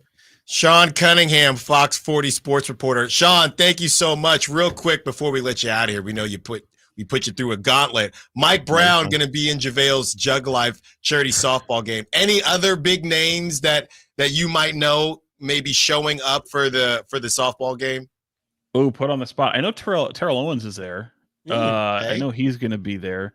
I have heard a couple others, but I'm just I'm blanking at the moment. T.O. was the one that stood out for me as as a Niner fan growing up and everything. So I'd pick him to swing for the fences, huh? I mean, seriously, athletic with everything he does. Yeah. So I'm looking for Mike Brown to do a full swing bunt or something. I think that can be a lot of fun.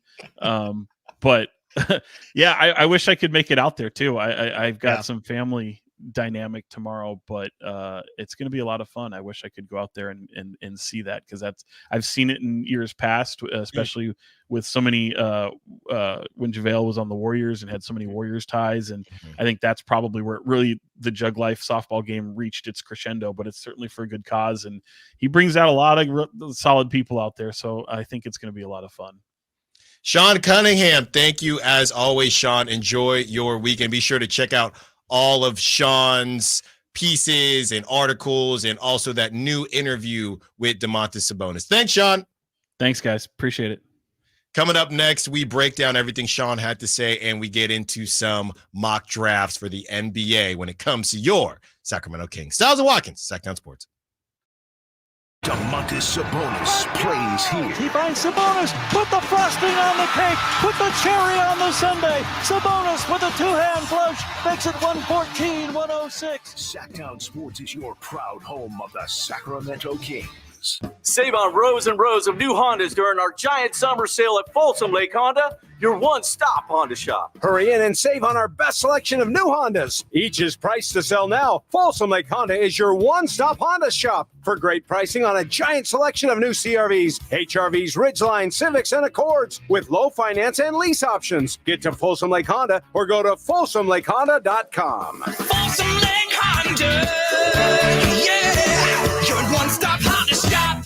Power Business Technology is proud to be 100% independent, locally owned, and managed Toshiba copier dealer. Local ownership cuts out the red tape, allowing ourselves to never be too busy to personally answer the call when our clients need us. Recognized for excellence in service execution, training, and customer service, we're proud to be named a 2022 Toshiba ProMasters Elite Dealer. Contact us today for all of your business printing needs at 844-POWER-BC. That's 844-769-3729, or visit us at powercopiers.com. Trying to find out where to catch your favorite team's games? Are you a fan of the Kings, Niners, and the NFL? Well, Sacktown Sports has you covered. Touchdown! San Francisco! It's all on his shoulders. Cox rocks. He fires for the win. He's got the triple. Catch all your Kings, Niners, and NFL games all year long on Sacktown Sports and SacktownSports.com. It's the Make This the Summer event, and it's going on now at Lodi Chrysler Dodge Jeep Ram. Hi everyone, Leonard Harrington here, and I want to tell you how we make your buying experience at Lodi CDJR as easy as possible. You can come in for a visit, or you can do everything online at LodiCDJR.com. Just pick out the make and model you want and scroll through our large in-stock inventory. Next, schedule a test drive at the click of a button. If you want to finance your vehicle, you can start your paperwork online too, saving you plenty of time before you get here. And if you're looking to sell your vehicle or looking to buy, we'll give you an instant cash offer online too. At Lodi Chrysler Dodge Jeep Ram, we make it easier than ever to put you into a new vehicle. It's what we do. Online at LodiCDJR.com or in person. We're right off 99 in Kettleman, where we're open till 9 every night and Sundays after church. Prices are better at the Low Price Center. Lodi Chrysler Dodge Jeep Ram. Visit us at LodiCDJR.com. The IRS deadline has come and gone. So do you owe money to the IRS? If so, you need an ally. Whether you owe the IRS $6,000 or $600,000, whether your tax problems are personal or business, the professionals at Allies Tax Relief are ready to step in and negotiate your fresh start with the IRS. Here's a happy customer of Allies Tax Relief. Before calling Allies Tax Relief, I feared the IRS would take all of my assets. I owed them over $562,000. Thankfully, I was referred to Allies and called them for help. They ultimately saved my life from uncertainty. Allies negotiated my giant tax debt to an unbelievable $1,500. They are professionals and they fight the fight for their clients. Allies Tax Relief will protect your assets from being seized and your paycheck from being garnished. Call right now for your free consultation. 800-296-0772. That's 800-296-0772. Or visit AlliesTaxRelief.com. Want the best movie experience in town? Join Sacktown Sports IMAX Pass by visiting SacktownSports.com. Sign up today. You can win tickets to see this week's films at the Esquire IMAX Theater. Sacramento, Dirk Bentley is coming to town. Hey y'all, this is Dirk Bentley. Saturday, September 28th at Hart Health Park at Cal Expo for Country in the Park 2. And he's bringing some friends. This is Family. Take my hand, let me make you mine. Paige Dasha, did your boobs stop working? Kelsey Hart and more. Saturday, September 28th at Hart Health Park at Cal Expo. Get your tickets before they sell out at CITPFest.com. Brought to you by Hyatt Vacation Club and Xfinity. Sponsored by Xfinity. Enjoy the entertainment you love with the Xfinity Stream app. Turn any screen into a TV and take the entertainment you love wherever you go. Xfinity, we connect you to more of what you love.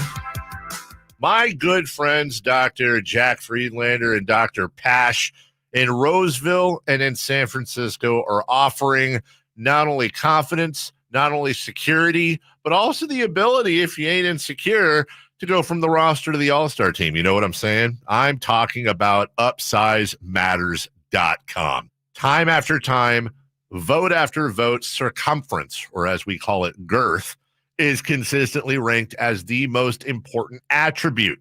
And Dr. Jack and Dr. Pash can give you a free consultation. The procedure can be done on the same day as your consultation with immediate results. It's non-surgical. It's virtually pain-free, safe, effective, long-lasting, semi-permanent, and doctor-performed. For more information, go to UpsizeMatters.com. Go to UpsizeMatters.com. Make that change. Make the all-star team. Get your girth on.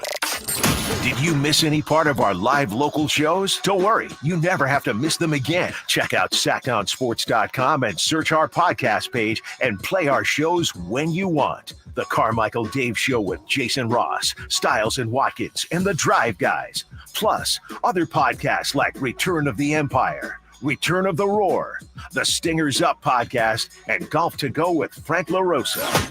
They're all available right now on SacktownSports.com.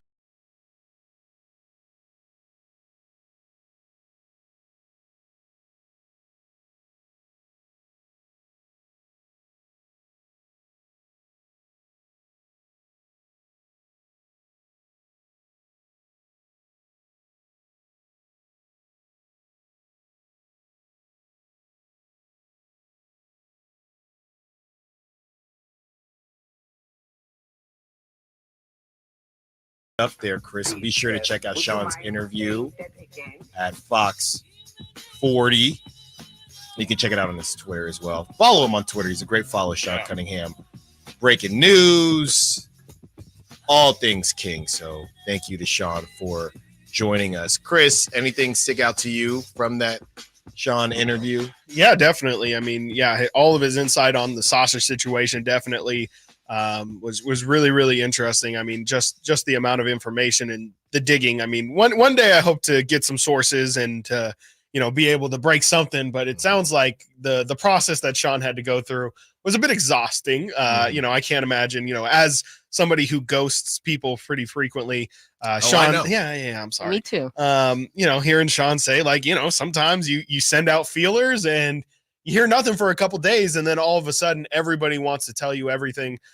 It's just so interesting how many things that how things are found out in this league, but also just the amount of things that we probably don't know and have never been reported. And, the things that you sit on sometimes, like Sean said, he almost didn't report what he reported yesterday, and just how crazy that universe is that we're still could be potentially just living our lives thinking that report was accurate. It's a mess. And it's great that we have, reporters like Sean here in Sacramento to get that kind of information and that truly actually care about their job and doing those kind of things just for the sake of doing a good job. So definitely, as always, shout out Sean.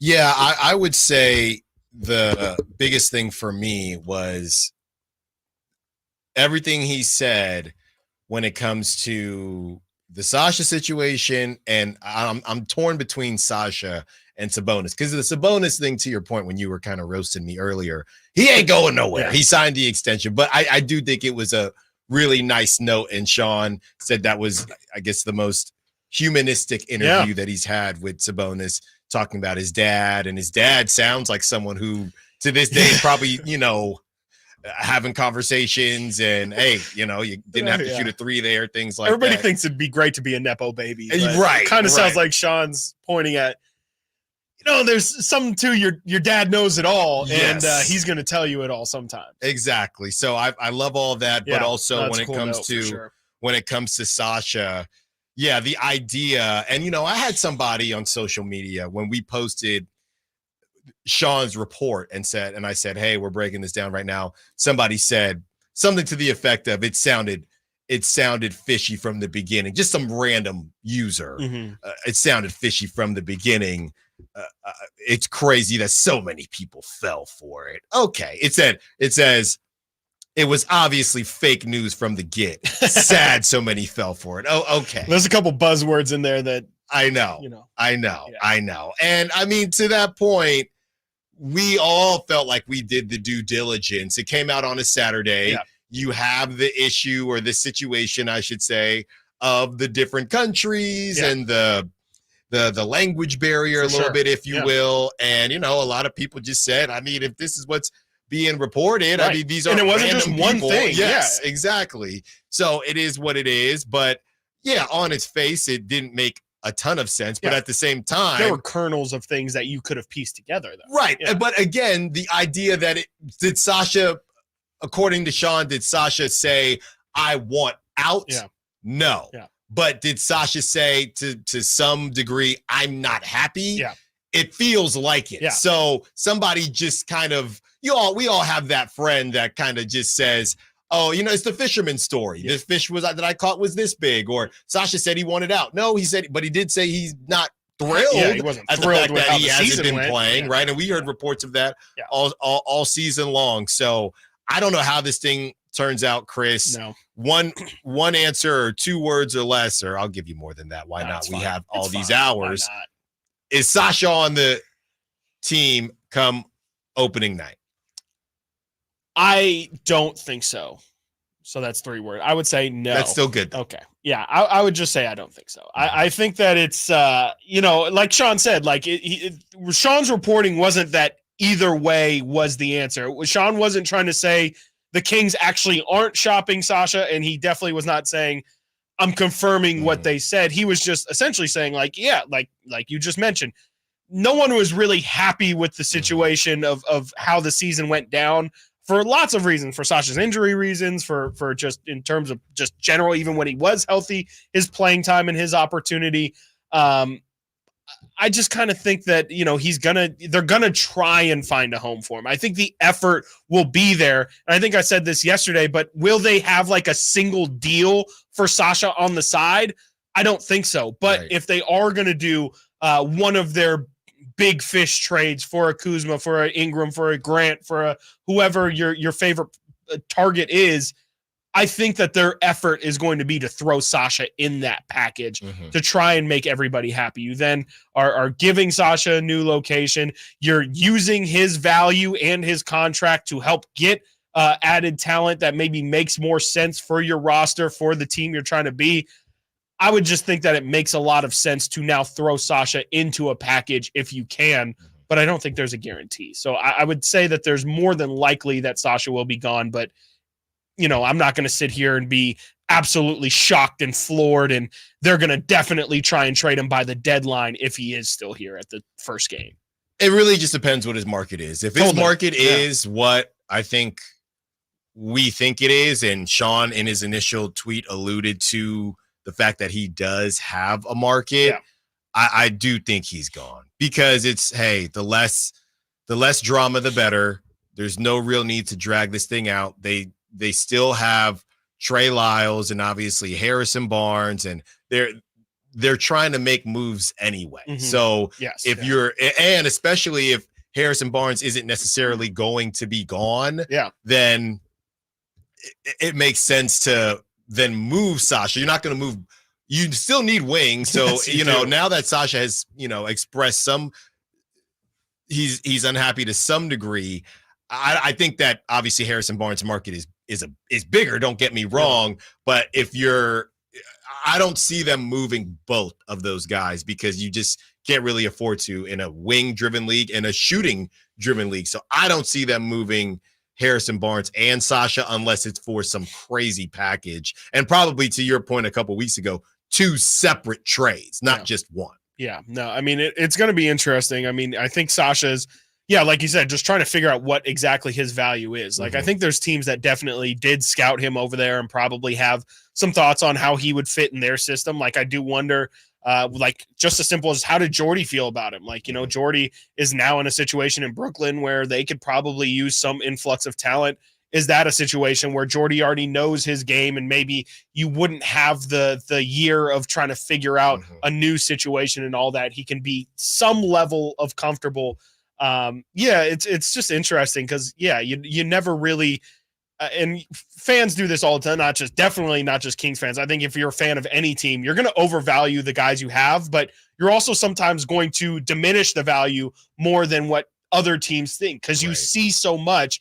You say, and I think Harrison Barnes is another example of it, you see him every day, and like Sean was saying, he's going to be the lightning rod. He's always going to be, Harrison Barnes had 6 points tonight. Oh, he had 8 points tonight. But other teams don't see the night in, night out basis. They see, Harrison Barnes is a 39% shooter last year. If you give him more volume, then he's going to be productive for us. And, you find out the hard way sometimes that sometimes people are who they are. But it's going to be interesting to see just, I think Kings fans have kind of diminished Sasha's value to the point where they just think he's a big contract and he's a nobody and nobody knows anything about him. But I just think that a lot of organizations have a lot of insight on these kind of guys that come over, and it's not going to be every team, but I'm sure there's some teams out there that look at Sasha and say Sacramento completely botched that situation, and if he was here, he would have been an instant impact role player for us. So it's just King's job right now to try and find who those teams are and figure out what they can give us that can help us. Mock draft up next. This one is from Bleacher Report. Also, someone on the 209 wants to talk Zach Edey. Stiles and Watkins, Sacktown Sports. De'Aaron Fox plays here. Stolen by Fox. Breakaway coming up for De'Aaron. And a simple, casual spike to the left hand. The Kings lead by 3. Sacktown Sports is your proud home of the Sacramento Kings.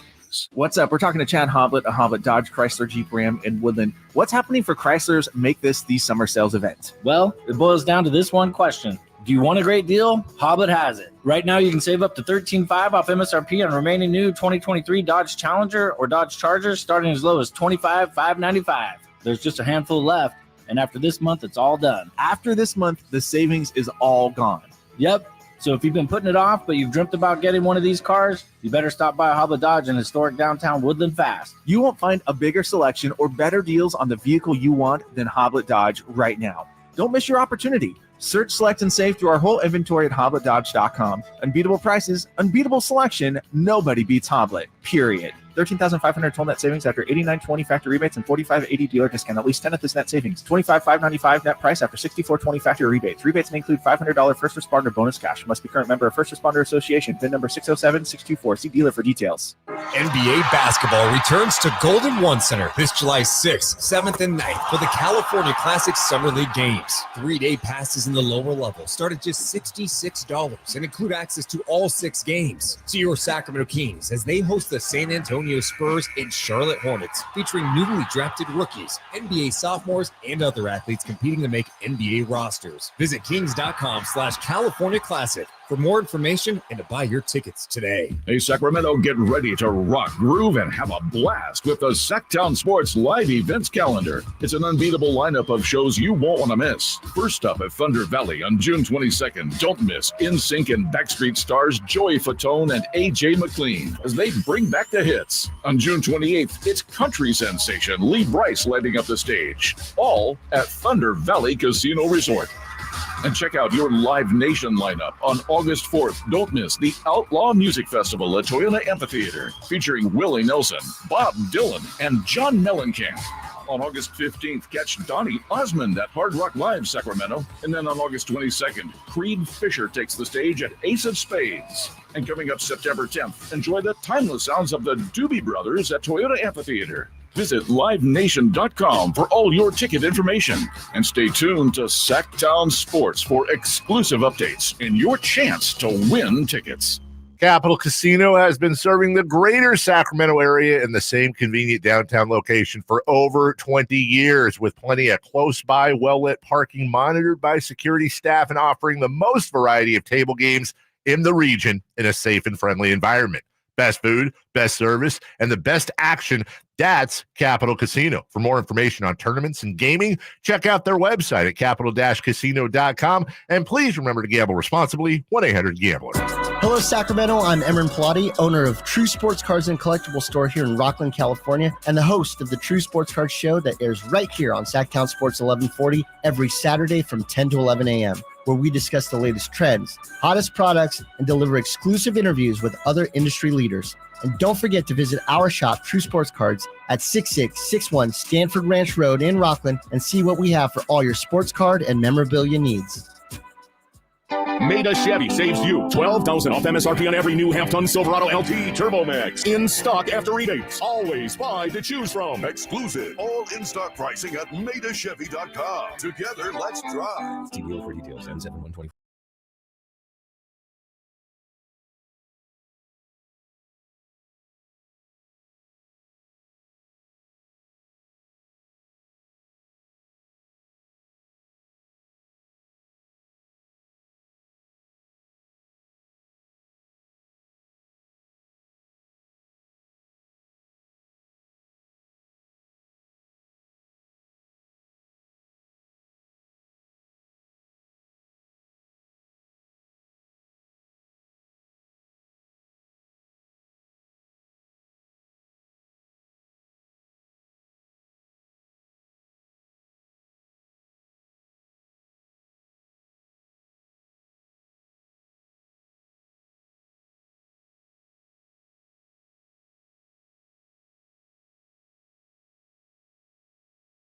Number one, as the mock drafts continue to look not funny, but just continue to switch at 1 and 2.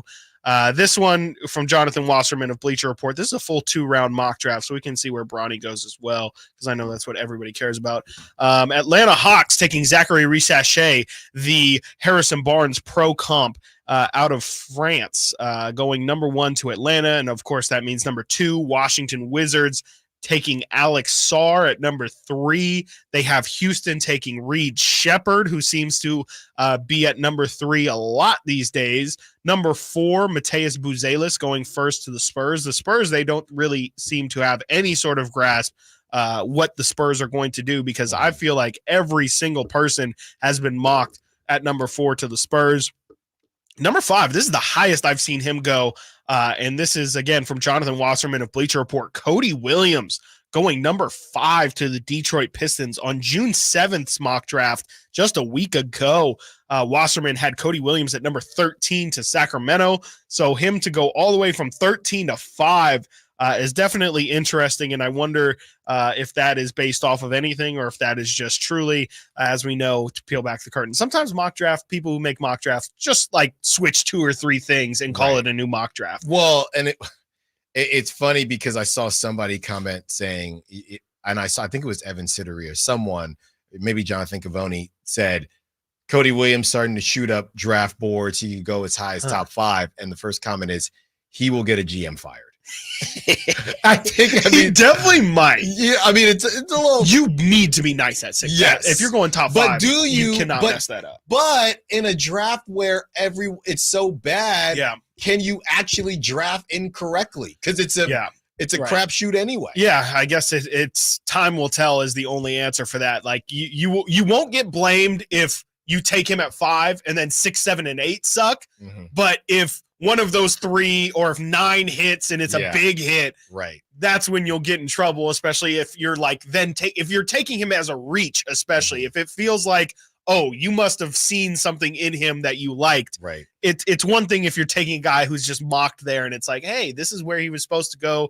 We felt equally as everybody else did. But if you're trying to make a statement and your statement is wrong, to that commenter's point, that is definitely how you get fired. Do you think GMs watch other players that they maybe missed out on, like a better, like miss it, so they don't look as bad? Because if someone starts cooking, Vladi's just sitting there, missed the free throw, Luka, missed the free throw. You made it. Because if he cooks, it just makes you look worse. It does. No, it does. It's just a fact. It wouldn't surprise me. I mean, I probably would if I were a GM. Like you said, they're humans too. I would definitely root for people's downfall. I would be unapologetic about it. I'm trying to get paid. Right. Number 6, they have the Hornets taking Stephon Castle. At number 7, Donovan Clingan, yet again going to the Blazers. I haven't heard much in terms of them moving up recently, but there was a lot. Donovan Clingan at number 7 to the Blazers. With Ayton? It's a good point. That's a really good point. Yeah, that doesn't make any sense, actually. That makes no sense at all, but there have been a lot of reports that the Blazers are high on Clingan. But yeah, to your point, that would make no sense as a fit because there's no way. I mean, unless the thought is that Clingan just is a backup right now and there's no thought of bringing him in as a starter. Number 8, the biggest riser from what I've seen in this pre-draft process, Devin Carter going as the 2nd pick to the San Antonio Spurs. He does kind of feel like a Spur just in terms of the mock-ups and write-ups that I've seen from him. Right. Number 9, Memphis taking Ron Holland. I think that's an interesting pick for sure. Can be a boomer bust kind of guy. Number 10, Utah taking Dalton Connect, which just makes all the sense in the world. Chicago Bulls going with Rob Dillingham at number 11. He does kind of feel like a Bull, but a little redundant with Kobe White. And Kobe White just popped. They finally got something good out of Kobe White. These guards in, man. They got Caruso, they got Levine, they got I mean, maybe if they plan to ship them off, definitely. At number 12, unfortunately, Allen's guy Tejan Ceylon goes at number 12, right before the Kings pick to OKC. The Obi Toppin comp goes right before the Kings select. And this is the 2nd straight mock that Jonathan Wasserman has had them taking Tejan Ceylon. So I wonder if there's something there. And yes, you know what that music means. Jingle. I'll call it a jingle. The Sacramento Kings at number 13 are on the clock. And in this mock draft, this is a new name that we have not discussed once. So whoever's cutting this, get ready. Khalil Ware. Center out of Indiana. He is 7 foot 230. He's a 20-year-old sophomore. His pro comp, ladies and gentlemen, is Brooke Lopez, and I'm all in. All of a sudden, I am all in. Here's the write-up from Wasserman. An impressive pro day of shooting has had teams buzzing about Khalil Ware. Sources say he's generating realistic consideration in the late lottery. The narrative about his underwhelming motor has seemingly been squashed. Ware figures to look highly highly enticing in a workout setting that can showcase his athleticism at the rim, mobility, and high shot making skill. Let's read the scouting report on Khalil Ware. He averaged 15.9 points per game, 9.9 rebounds, 1.5 assists, 1.9 blocks, 0.6 steals per game. He shot 58% from the field. And here's the nice enticing thing. 42.5% from three. He did shoot 63% from the free throw line, which means A, he would fit in with the Kings, but B, you might not want to believe that 42% from three if his free throw shooting isn't there as well. The strength for Khalil Ware, exceptional rim protection abilities due to length and athleticism. He's a proficient shooter with solid mechanics and efficiency, especially from three range. Demonstrates efficiency around the rim and has shown glimpses of passing skills, impressive agility and footwork for a 7-footer, displays discipline in avoiding fouls, which is rare for players his age, coachable and understands his role on the court, consistently delivers double-double performances as a starter, shows adeptness in pick-and-roll game as a rim runner, maintains a throwback post game, and adept finishing with both hands in the paint. We know that in the past here in Sacramento, they have had an issue with bigs only being one-handed. Shout out Marvin, and to an extent, shout out Sabonis as well. Expanding perimeter skills, including shooting from the corner three, which is excellent. That your big not only is a guy who shoots from the top of the key, which is what typically a lot of big men can do. You don't ever see Domantas Sabonis pulling up from three from the wing or from the corner. You only see him taking threes up top. So if Khalil Ware can shoot from the corner as well, that makes him more versatile. His weaknesses, his struggles as a switchable defender and considered somewhat raw and overall skill set, inconsistencies in effort and physicality needed improvement. This is the one that's pretty concerning for me. Was criticized in the past for being soft, lacking effort and communication. You could argue something that can be fixed, but especially at the big man position, being soft, at least you're going to have if potentially playing next to Domantas Sabonis will definitely help that. But if he is going to be the only big out there, I just have PTSD flashbacks of Willie Cauley-Stein getting absolutely bodied every time in the post. So it's definitely an intriguing prospect for sure. And this seems like a bit of a potential low floor, high ceiling pick for the Kings. I don't think I would be upset as a prospect. Don't think I would be upset if the Kings went this way. It'd be confusing. It would definitely be a little confusing in terms of trying to figure out what exactly the goal and the role that they hope for is. But as a player, I do like the write-ups on him. As far as what he's doing on the court, he's nice. Yeah. He's nice. I mean, that jump shot is pure. He's got the Kareem hook. He is getting to the lane whenever he wants. He's posting, he went to Indiana. He's posting dudes up, and he's doing it against, Big Ten competition. But I'm torn on this one, Chris, because there are some things you can't teach, and that motor question. And look, yes, the big thing here is that they had the same question about Anthony Edwards. Sure. And Anthony Edwards, Timberwolves said, bump that. We're going to take him anyway. And it's worked out for the Timberwolves. But it's concerning. But if you watch this man play and how he can stretch the floor, that jump shot is legit. And, he's not going to be the only 7-footer out there when he gets to the NBA.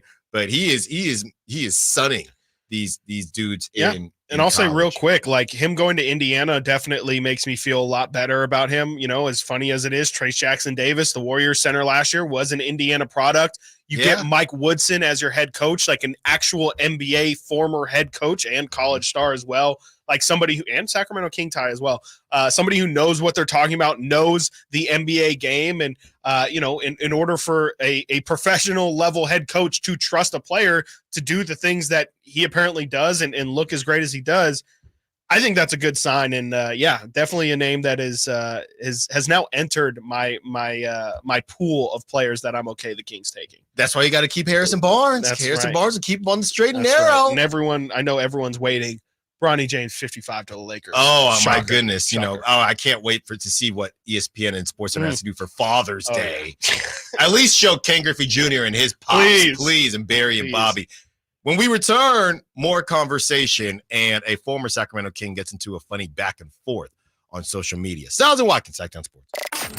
Did you miss any part of our live local shows? Don't worry, you never have to miss them again. Check out sacktownsports.com and search our podcast page and play our shows when you want. The Carmichael Dave Show with Jason Ross, Stiles and Watkins, and The Drive Guys. Plus, other podcasts like Return of the Empire, Return of the Roar, The Stingers Up podcast, and Golf to Go with Frank LaRosa.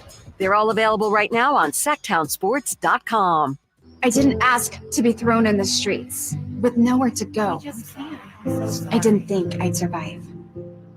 But I did ask for help, and Covenant House was there for me. 1 in 10 young adults will experience a form of homelessness this year. For these kids who didn't ask to be put in this unthinkable situation, Covenant House is there. Covenant House helped me break the cycle of homelessness in my family. They gave me the love that I needed. Over 2,000 young people will sleep safely in a Covenant House bed tonight. When youth who are experiencing homelessness have a hot meal, a safe place to sleep, medical care, and love, they can overcome heartbreaking challenges and have a brighter future. They just really genuinely just wanted to help me succeed, and I'm succeeding. I'm a speaker, I'm an author. Covenant House really helped me and really helped mold me into the woman I am today. If you or someone you love is asking for help, go to safeplacetosleep.org today. What's wrong? My travel rewards card didn't earn enough miles for my vacation. Are you crying? Are you crying because of that other credit card? Uh-huh. Well, switch to the Capital One Venture card. Venture lets you redeem miles on any travel purchase. Really? Yep, and you earn unlimited double miles on every purchase every single day. The Capital One Venture card. What's in your wallet? Terms apply. See CapitalOne.com for details. I want to learn how to cook, but I keep ordering takeout. Accomplishing goals is hard, but when your goal is to learn a new language, Babbel makes it easy. In just 15 minutes a day, Babbel will help you start having conversations in as little as 3 weeks. Words and phrases you'll actually use. So when someone asks, "How's your French going?" you can say, Babbel facilite grandement l'apprentissage d'une nouvelle langue. Now try Babbel for free at Babbel.com. That's Babbel.com. Babbel.com. At Fisher Investments, we may seem like other money managers, but we're different. Are you really that different than the rest of us? We are. As a fiduciary, we always focus on what's best for our clients. What services do you offer besides investing? We have a team of specialists in financial planning, estate planning, and more. Your clients rely on you for all that? Yes, we ensure clients receive unparalleled service at every step of the relationship. Okay, but you still sell commission-based products, right? No, because we believe that's a conflict of interest. We prioritize service over sales goals. So then how do your fees work? We have a simple and transparent fee that's a percentage of our clients' portfolios. So we do better when our clients do better. Wow, we're more different than I thought. At Fisher Investments, we're clearly different. Learn more at fisherinvestments.com. Investing in securities involves the risk of loss. Small business owners, we know finishing your to-do list can feel like climbing a mountain, but that mountain is also covered in banana peels. Then when something new gets added to your list, you're like, nope, I'm already climbing this huge, super slippery banana peel mountain of a to-do list. At Progressive, we don't want to make your day any harder. That's why we make it easy to manage your policy on our mobile app. So climbing that banana peel mountain feels more like a leisurely stroll. See if you can save on commercial auto insurance in as little as 7 minutes at progressivecommercial.com. Progressive Casualty Insurance Company and affiliates. Coverage subject to policy terms and conditions. You're ready for a perfect summer on the lawn, but all these weeds and brown spots are totally killing the vibe. It's time to call True Green. Save some green this summer with our limited time offer. 1 free application with an annual plan. So all you have to do is water, mow, and enjoy that perfect lawn. Hurry. Offer ends June 18th. Visit truegreen.com for the best lawn at the best price. Guaranteed. Restrictions apply. It's the Make This the Summer event, and it's going on now at Lodi Chrysler Dodge Jeep Ram. Hi, everyone. Leonard Harrington here, and I want to tell you how we make your buying experience at Lodi CDJR as easy as possible. You can come in for a visit, or you can do everything online at LodiCDJR.com. Just pick out the make and model you want and scroll through our large in-stock inventory. Next, schedule a test drive at the click of a button. If you want to finance your vehicle, you can start your paperwork online too, saving you plenty of time before you get here. And if you're looking to sell your vehicle, sell or looking to buy, we'll give you an instant cash offer online too. At Lodi Chrysler Dodge Jeep Ram, we make it easier than ever to put you into a new vehicle. It's what we do. Online at LodiCDJR.com or in person. We're right off 99 in Kettleman, where we're open till 9 every night and Sundays after church. Prices are better at the Low Price Center. Lodi Chrysler Dodge Jeep Ram. Visit us at LodiCDJR.com. KHTKAM Sacramento, KYMX HD2 Sacramento. Take it on the local level. Live and local, 6 a.m. to 6 p.m., Monday through Friday. From the Power Business Technology Toshiba Studios. Sacktown Sports.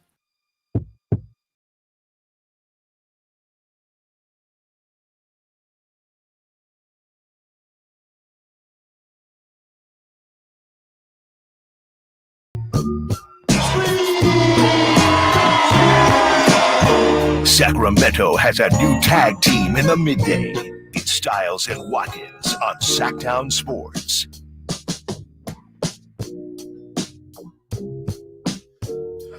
So Chris's favorite player had a little back and forth. Chris, tell me who you think won this beef, or just a couple jabs back and forth, right?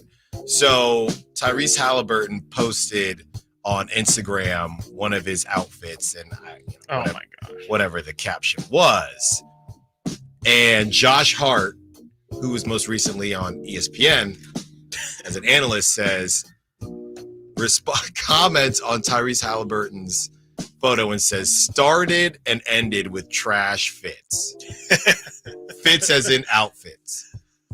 Tyrese Halliburton responds and says, you became an analyst after playing us. Okay. Josh Hart responds and says, and somehow we both won the same amount of games.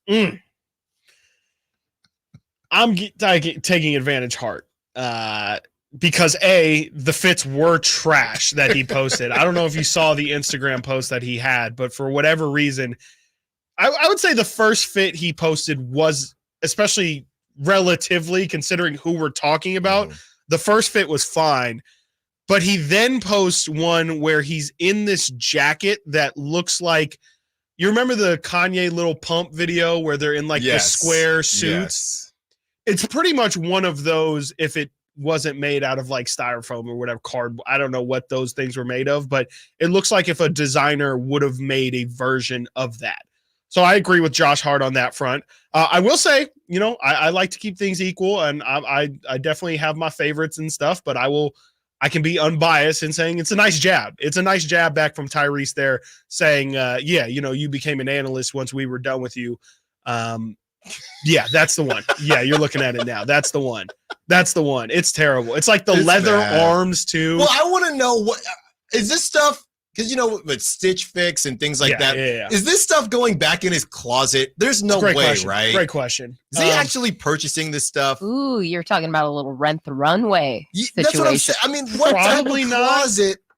Probably not.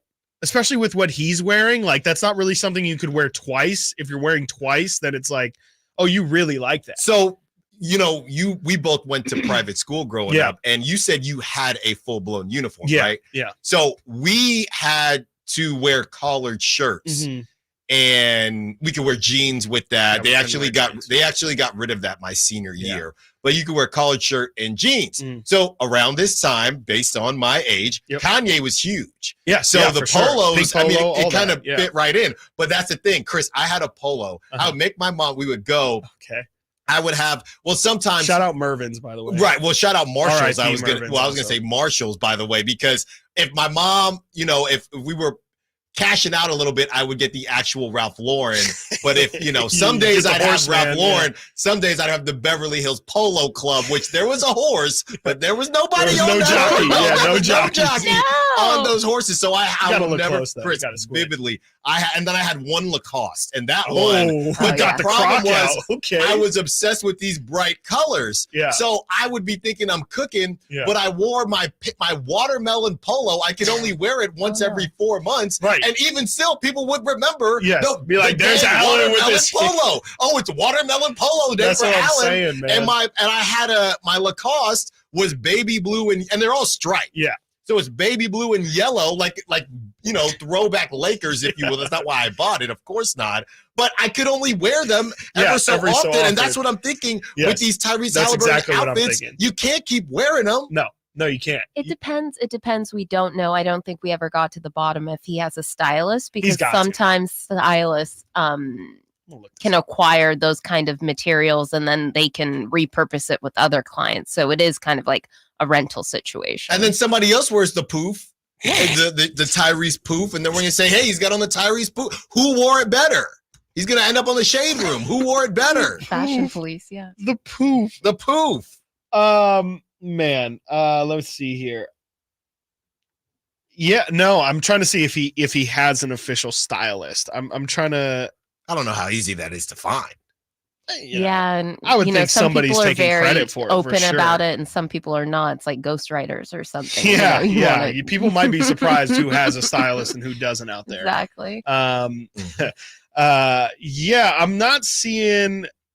I see he's done. No, he has a fashion consultant. Okay, I don't know. Stop it. Yeah, let me see. He was invited to Indiana University not for his basketball intellect or notoriety, but instead to be on a 5-person panel called Fashion Within Sports, hosted by fashion consultant Dan Sullivan, Halliburton's go-to guy for fashion and lifestyle. I did see that. Yeah. So I'm going to call a spade a spade. A consultant is a stylist. Stop it. Yeah, that's a nice fancy resume word. Yes. He is. It's bad. It's bad. Like I'm a board administrator back here. Right. There's other ways to consult. As we continue a Friday news dump, Chris, this was something that you wanted to bring up. Sacramento getting rid of free Sunday holiday parking to tackle budget deficit. That was one of the first things when I moved out here. I said, wow, San Francisco would never do something like this. Literally never. And it's gone now. But it was fun. I mean, in situations like this, I like to think that if something is a perk, right, and you lose a perk. Okay, when I was still in the tech world, okay, what is that? When I was in the tech world, we used to get free lunches. Okay, we used to get free lunches, and every day would be from somewhere else, and it was great. After COVID hit, and we were basically working from home most of the time, you could still go into the office, but there were no more free lunches. So you kind of traded the free lunches because you can work from home now. And I thought, well, I mean, there's nobody using the office. There should be some money for those lunches still. So it's a perk. What is the difference from when it turns into from a perk until not a right, but something that you expect? And I think Sacramento grew to expect it, even though ultimately it was a perk. No, I'm going to put you on. Like before, Sacramento used to have, I believe, all weekend free parking. Yep. And then Friday, I think at a certain time, after a certain time, it was free. And I think that was obviously to promote, like, please come downtown. Please come downtown. Right. Now too many of y'all coming downtown. It could literally be as simple as that. But I think the problem is, like, we've had this stripped away from us throughout the years. I think it's been within my lifetime that we have gone from Friday, like half Friday free parking, all weekend free parking to now it was just Sunday. And now they're not only just taking away Sunday, don't bury the lead a little, because they're also getting rid of holiday free parking, which was another great perk, which I would say that's more of a perk. So mad. And yeah, let's see here. Let me put make this informational. City leaders said the end of the free Sunday and holiday parking at meter spots is a part of their overall plan to close the city's $66 million budget deficit. The change will take effect on July 1st at the start of the new fiscal year. So we only have a couple more weeks. Wow, get of out some there free now. Sundays. Yeah, go enjoy them now. And apparently, as they're going to say, it's a necessity. And even though the change is not ideal, it's necessary in order to cut the budget. The city has also confirmed with KCRA, shout out KCRA, who had this story, that the city's holiday parking program, which allowed for free parking at metered spots from Thanksgiving. Okay, well, I can see how maybe that's an issue. The holiday program allowed for free parking at metered spots from Thanksgiving to Christmas. That is also going away. Wow. Well, you know what? And I was trying to think off the top of my head as you were speaking, I thought, wait, actually, I think there was free parking in San Francisco. I think what I said San Francisco wouldn't do was the holiday. They would probably try to upcharge you. So so it was a holiday park. You're gonna be out there. With that being said, the reason I said that is because this is from 2023. Yeah. Meters are typically enforced 9 a.m. to 6 p.m. on Saturdays, while Sundays are usually free. So it'll be free in San Francisco, but you're paying in Sacramento. Hey, that's that big city tax. My roads are destroyed. Everywhere I turn, there's construction. You guys are updating the Capitol building, but now we have to pay for holiday and free parking on Sundays. For that Capitol building. So mad. Mm-hmm. Yeah, I'm trying to. If there are reasons to come downtown, if you're going to an event or an activity, you're going to come, whether it's free parking or not. So it's who said that? This is from Visit Sacramento CEO Mike Testa. He said we're hopeful. He said we're hopeful that the draw is big enough, right? That the restaurant you're going to is worth paying a little bit extra for parking, and we hope that's the case. If there's a reason to come downtown, if there are reasons to come downtown. If you're going to an event or an activity, you're going to come whether the parking is free or not. So it's so I think it's indicative of the programming that's changed in Sacramento. Since there's more reasons to come down, I don't think people will worry about it quite as much. So I mean, pretty much what Alan said earlier.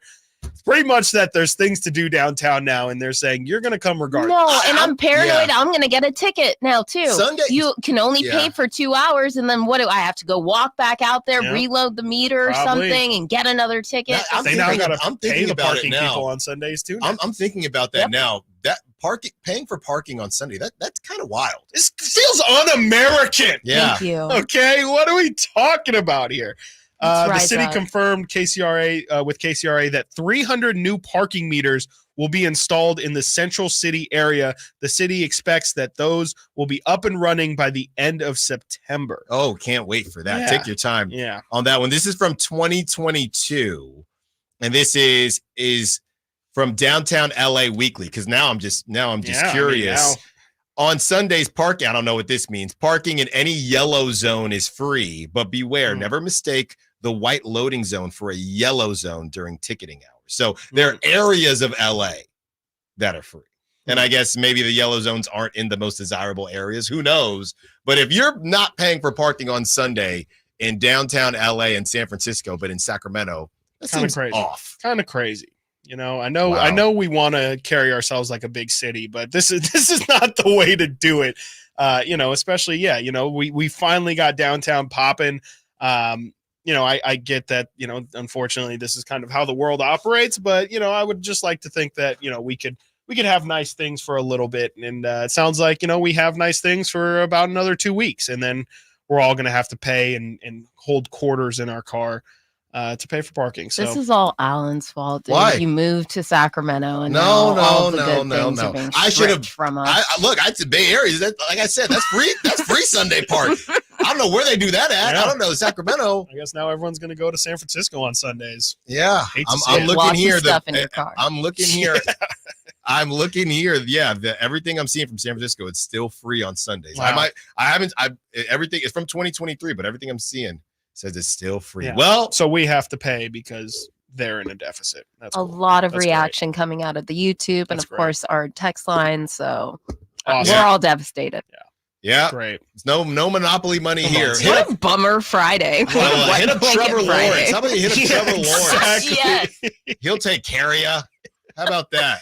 Yeah. All right. Coming up next, we continue the conversation a little bit on Caitlin Clark, as well as we take a trip around the bases and let you know what's going on with the Giants and the A's. And don't forget, 145 shout outs and closeouts. Get them in. It's Father's Day. I know. And now I'll feel bad if I remember to shout out the fathers when I didn't remember to shout out the mothers. And of course, it's Simone, so she's going to let me hear it. Stiles and Watkins, Sacktown Sports. You never know what you might hear when listening to a Sacramento Kings game. Out of Keegan, going for another triple. Man, is he feeling it. Keegan, can he do it? Yes, there's number 11, Keegan Murray. Keegan steps back, He just knocked down his 12th three-pointer, a Kings franchise record. He's got 45 points. Never miss a moment of Sacramento Kings basketball with Sacktown Sports and the Sacktown Sports app.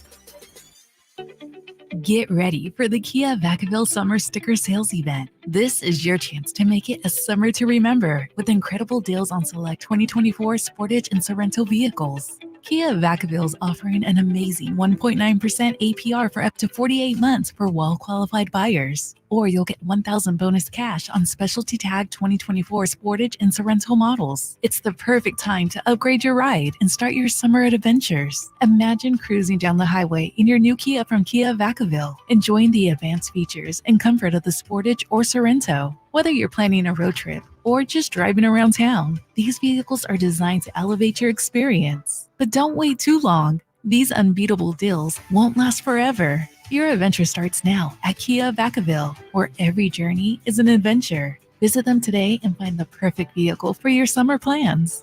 Model availability, lease options, and features may vary. Please visit Kia Vacaville for more details.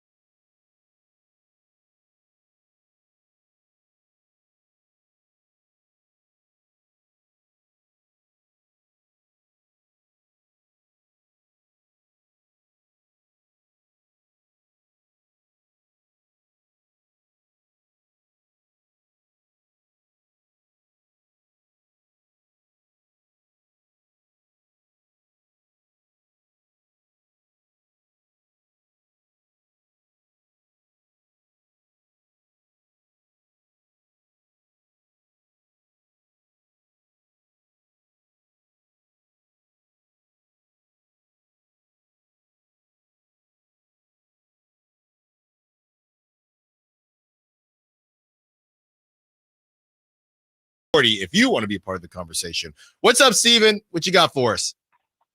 How you doing? Happy Friday to you, boys. Yes, Hope sir. all is well. Happy Friday, Yes, Steven. sir. Same to you. Happy Friday. Thank you, boys. So Reggie Bush, his high school quarterback was Alex Smith. I don't know if I think I may have came in late on that conversation, but I don't know if you guys knew that, but Alex Smith in high school threw for 6 touchdowns in one game. And I believe they were back-to-back section champions out in San Diego. So that's one heck of a backfield, honestly, especially in high school, because they both ran sub 4.5, even in high school, even with Alex Smith. You know what I'm saying? So that's pretty nice. Look, I'm not trying to jump and like bear your guys' lead on this Caitlin Clark thing. I'm kind of in a position where I really, I'm not necessarily versed to talk about that like to the fullest extent, because I don't get discriminated against solely because I'm a woman, but there is a little bit of fatigue, but I also kind of feel like she's kind of getting an unfair shake at the same time, though on the same hand, I kind of understand why everybody in the WNBA, as far as like other players, are jealous or pissed off or any of those, kind of feelings and stuff like that, because, Diana Taurasi's been playing for a long time. Sue Bird's been playing for a long time. She played for a long time, and there's never been this kind of spotlight that's been put on the WNBA like the one that Caitlin Clark is putting on it. So it's kind of like it's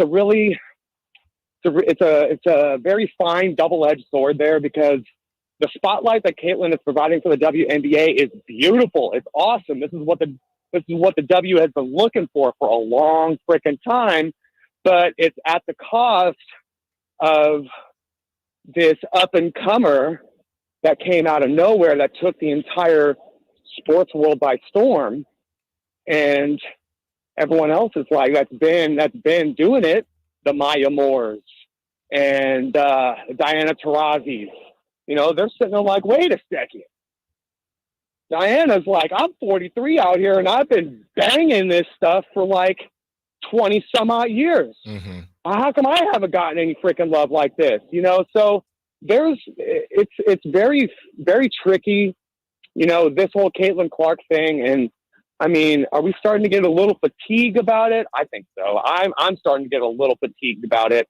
But I don't know how you guys feel, man. I'm trying to keep it on the rails today, boys. You know what I'm saying? Something very rare that I do. So you guys have yourselves a happy Friday. Happy Father's Day to you, Alan. I hope you guys have a great weekend. All right. Thank you for the time. Thank you, Stephen. Always. Thank you, Stephen. Enjoy your weekend as well. Yeah, I mean, there's so much to unpack, Chris, and we've tried to, I guess, not avoid it, but just try to avoid the fatigue of it. And the first layer is the initial layer of whether or not other players are jealous, and hey, why is this player bringing all these eyeballs? And then the other side is, well, you should just be happy that somebody is bringing these eyeballs. There's a report the WNBA is still losing money. They're still going to lose about $50 million this season. So imagine what they'd be losing without Caitlin Clark, if you think about it like that.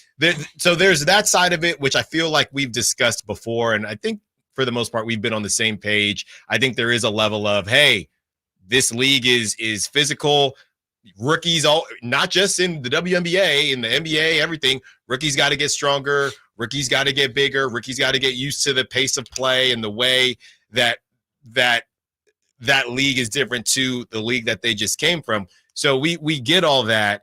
And the other part of it is now with how people that on both sides, to be fair, and I know a lot of people hate that's a trigger statement when someone says on both sides, but I do think it's true. I mean, there are some Caitlin Clark haters and there are some Caitlin Clark stans, if you will, who neither of them care about the WNBA or women's basketball. They are using her as a symbol for narratives that they want to push on both sides. And when Caitlin Clark yesterday, Chris, basically she was asked about really being a symbol, if you will, for hate speech or, towards Black women. And, she had an answer that was, I guess, a little bit more generic than people liked. And she was asked again and answered it in more detail. We have that sound.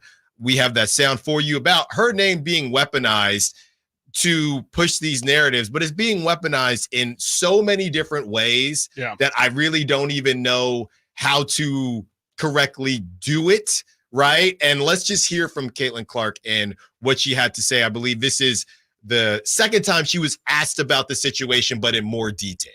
Yeah, I think it's disappointing. I think, everybody in our world, deserves the same amount of respect. The women in our league deserve the same amount of respect. So people should not be using my name to push those agendas. It's disappointing. It's not acceptable.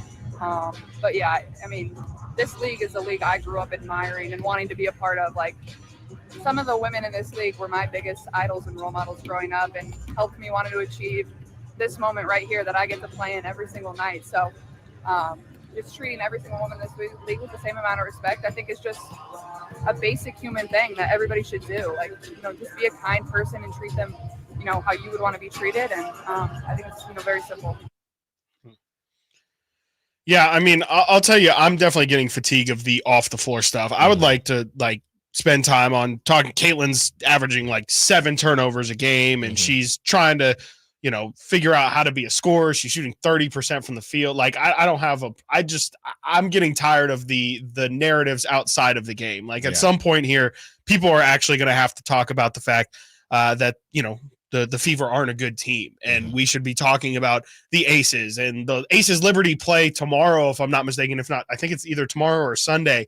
And Asia Wilson is on a run right now that has literally never been seen in the WNBA. Yeah. And how about the narrative of the Aces are struggling right now? They have lost, I think, 4 of their last 6 games after just running through the league these past 2 years. The Liberty they're about to be in the Commissioner's Cup against Nafisha Collier and the Minnesota Lynx, who have been absolutely terrific. These are the things I want to talk about when it comes to the WNBA. And I get why the people who are actually in the league are getting tired, and it sounds like Caitlin's getting tired too. Of people talking about her. We're all getting tired. Let's talk. If we're gonna talk about the WNBA, let's talk about the WNBA. Let's not talk about all of the stuff that goes around the W or around this Caitlin Clark conversation, because there's actual things to talk about. And to me, the fact that this is now week after week after week just been a different story when it comes to Caitlin Clark.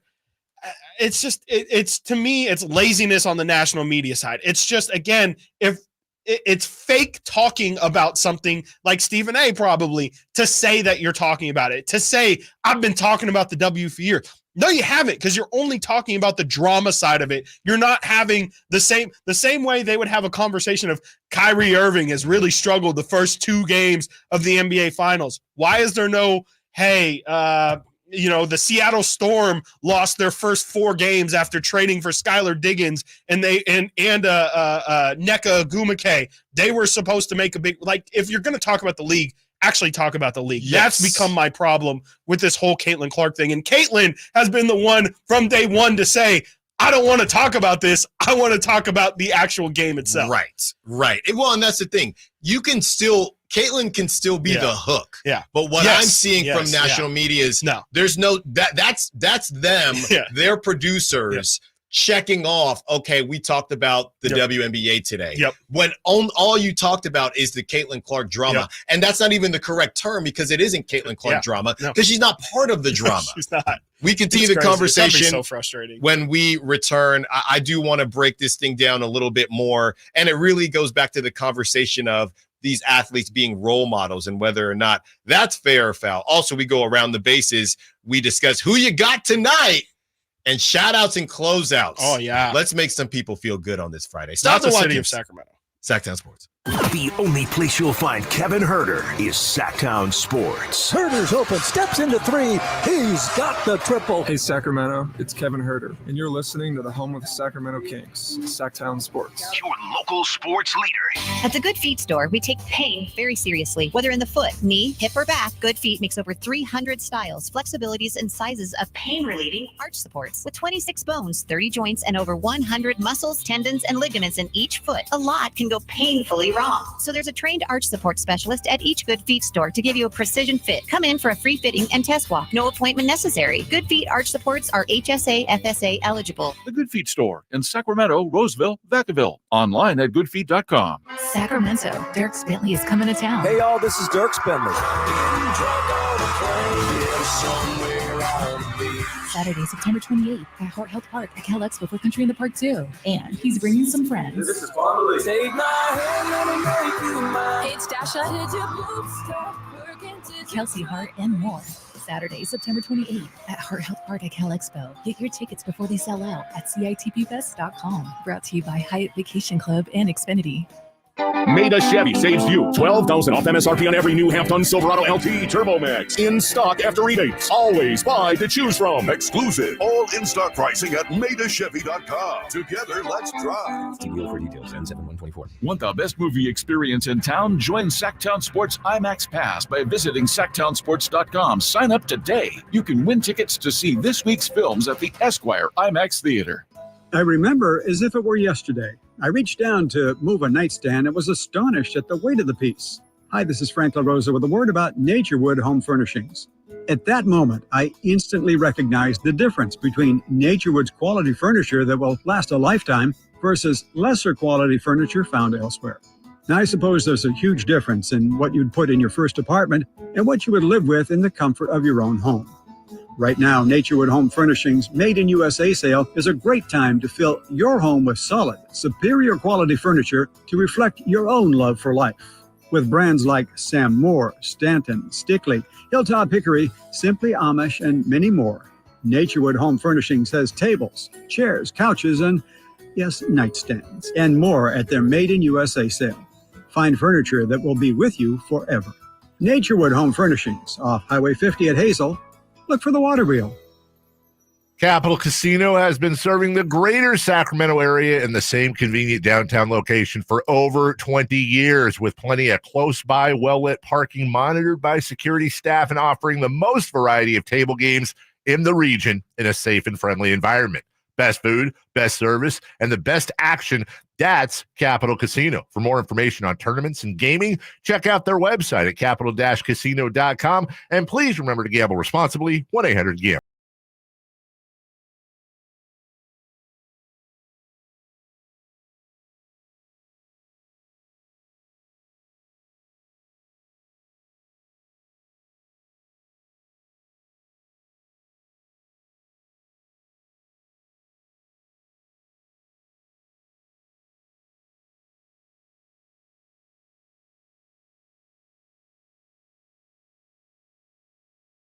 the Caitlin Clark conversation continues, and we will get to the 209's lineup with Zach Edey. But, Chris, as a lot of people jumped on Caitlin Clark with her initial response, where it was more of, I don't really see things like that, and the idea that she just wants to talk basketball, to your point.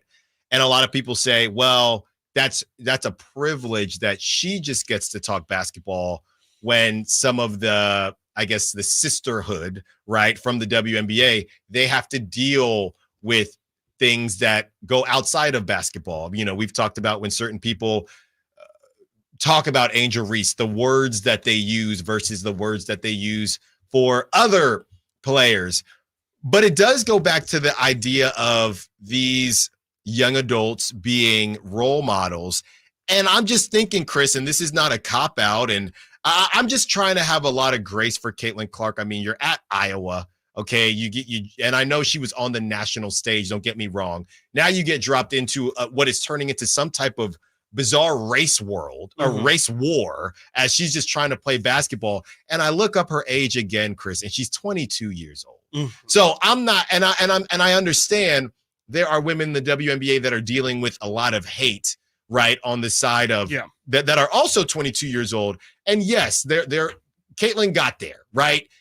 I just think that everything can still be a learning experience, and to expect and to have people that are not in their early 20s and are not millionaires and are not on the national stage sit there and judge her as quickly as they did. I just think it's unfair. And I'll never forget, Colin Cowherd said this years ago, right? I was watching his show. I was hoping to get into this industry. And he said, I'm never going to talk bad about somebody because I really just try to put myself in their shoes. I won't tell you the person that he named, but this person didn't do anything too crazy. We're not talking about OJ or somebody like that. But he said, I don't know how it feels to be a millionaire with this much power and this much this much that. So I'm not going to, I try to think about that before I speak on their situation. And I don't think enough people are doing that as it pertains to Caitlin Clark. And I understand that there is a lot of hate in the world, but there was a lot of hate in the world before Caitlin Clark.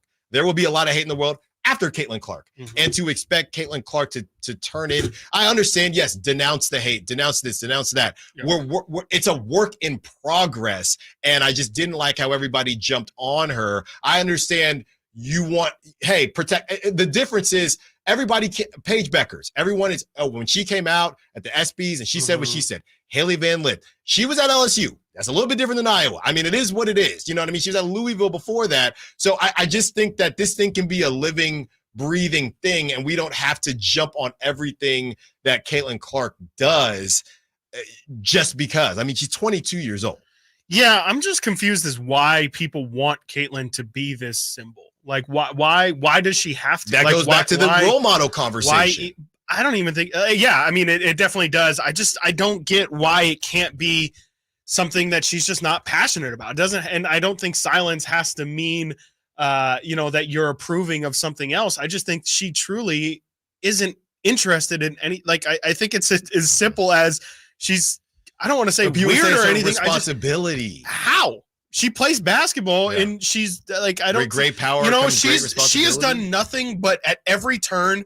Whenever anyone asks her about her specifically, she never makes it. It is always, the amount of times and I listen to probably more Caitlin Clark interviews than 90% of people out there. I listen to all the pre-games. I listen to a lot of their practice interviews, all of it. The amount of times that she mentions women's basketball, like that's what she's passionate about, is promoting women's basketball. Why does she have to be everything? And I'm not saying that. I just think that people are taking maybe silence as a statement in itself. And I just think it's something she's not passionate about. Yeah. And I don't see why. I'm saying she could still, but my thought on it, and I'm not saying you're wrong. My thought on it is maybe she's still learning as well. She's 22. Yeah. So all of these things could be true. Sure. While she's trying to figure out the league and do stuff on the basketball court. Sure. So the responsibility that she has on top of the basketball, also you have to make sure the black women in the league that you're not letting them have to deal with that. I just think it's just a smidge.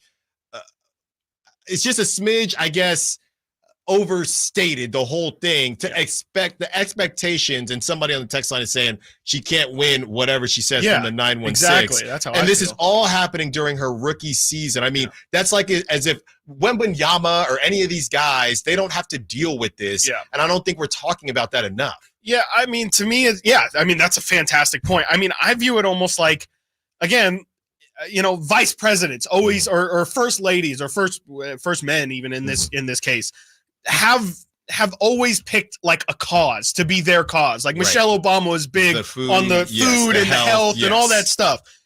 And Caitlyn, again, has chosen her route of, hey, I'm going to focus on this as what I'm going to champion, is just pushing forward women's basketball. My question is, again, why does she have to be involved in all of these different conversations if it just doesn't interest her? Like, and I'm not saying like race relations doesn't interest her, but she might not be Gandhi. She might not have super progressive or like super deep thoughts about these things. And I don't know why she has to. Well, and it's not her fault that people are idiots. Yeah. It's not her fault. And I don't think anybody is saying that it's her fault. But I think there are. Yeah, well, I think there are. Well, there's also people saying, hey, well, if you shut this down. So I guess if, whatever side is kind of weaponizing her to say, oh, people hate on her because no one's asking Sabrina Ionescu about this. No one's asking Kelsey Plum about this. No one's asking Brianna Stewart about this. To be fair, well, I guess they could, to your point, you could say, hey, I mean, a fellow, another player that looks like you, her name is being used like this. What are your thoughts on it? And maybe they've happened and they just haven't blown up. I don't know. All I know is they are asking a heck of a lot of Caitlin Clark at 22 years of age. Like 13 games into her career. Yes. And now you gotta take care. You gotta denounce this. You gotta perform on the court. Yeah. You gotta do this. You gotta be the biggest name that has ever graced the WNBA. It's just a lot to ask of someone. And like I said, could it have happened sooner? Sure. But I'm not going to hold it against her. And again, to that, wasn't it Charles Barkley back in the day? That goes back to the role model conversation. You know what I mean? Or I'm here to play basketball. But I think just because she doesn't speak about it doesn't mean she's not a role model, though. Like, just because she's not outwardly denouncing these things, like, why does that have to impact her standing as a role model? No. But I'm saying specifically for that. I mean, she's a role model to girls that look like her because they don't have to deal with that. But why does it even have to be girls that look like her? Like, well, I'm just saying what Angel Reese and some of these other women have had to deal with. Yeah. Right. People think that she has a responsibility to say, hey, that's wrong, which is what she did yesterday. And then when she said that, people said, well, this should have happened sooner. But I'm just saying this is just the timeline of how things have happened. Yeah. So that part of her, that only affects her fans that don't look like her. That's all. That's all I'm saying. No, I hear you. So if I'm toddler Stiles, right? If she was, I don't know, 8 years older and she's watching Caitlin Clark and she's seeing both sides of it and saying, oh, well, Angel Reese, they're saying this stuff about Angel Reese and Caitlin didn't say anything about it. Like I said, I don't necessarily think it's fair. Yeah. My take on it is this thing is just, we got a long way to go, and they are burning, they as in the collective, they are burning the candle at both ends. And you are going to ruin what could be a really cool situation why child for everyone. Stars don't work out, right? And I don't know who to blame. I think it's fair to blame media. I think it's fair. I know we're a part of media, but this is one of those cases where I'm willing to just blanket statement and say this is a media problem. We're so meta too because we're talking about it. That's right. That's crazy, dude. Well, we're new media. Friday. We're old media meets new media. That's right. This is from the 916. Hey guys, just tuning in. What was this topic about? Yeah, Scott, this was honestly, to put it simply, as we're up against it, just Caitlin Clark as a whole, and you can catch it at sacktownsports.com on the Sacktown Sports app, where you could rewind just a smidge here on YouTube. But we were essentially just breaking down everything that's happened with Caitlin Clark and not trying to have the typical conversations, because Chris and I both have that fatigue, but trying to figure out how Caitlin Clark can win in this situation, and not just Caitlin Clark, how women's basketball could win in this situation. Talk about some double-doubles. Talk about Arika Ogumbuke's half-court shot. Talk about that. How about that in national media? Coming up next, shout-outs and closeouts, and we go around the bases. Someone got married at Chris's favorite part. Or Stiles and Watkins, Sacktown Sports. Subscribe to Sacktown Sports on YouTube and watch the Carmichael Dave Show with Jason Ross, Stiles and Watkins, and the Drive Guys. Live Monday through Friday from 6 to 6. Plus view archive shows and exclusive content. Subscribe at youtube.com/Sacktown Sports.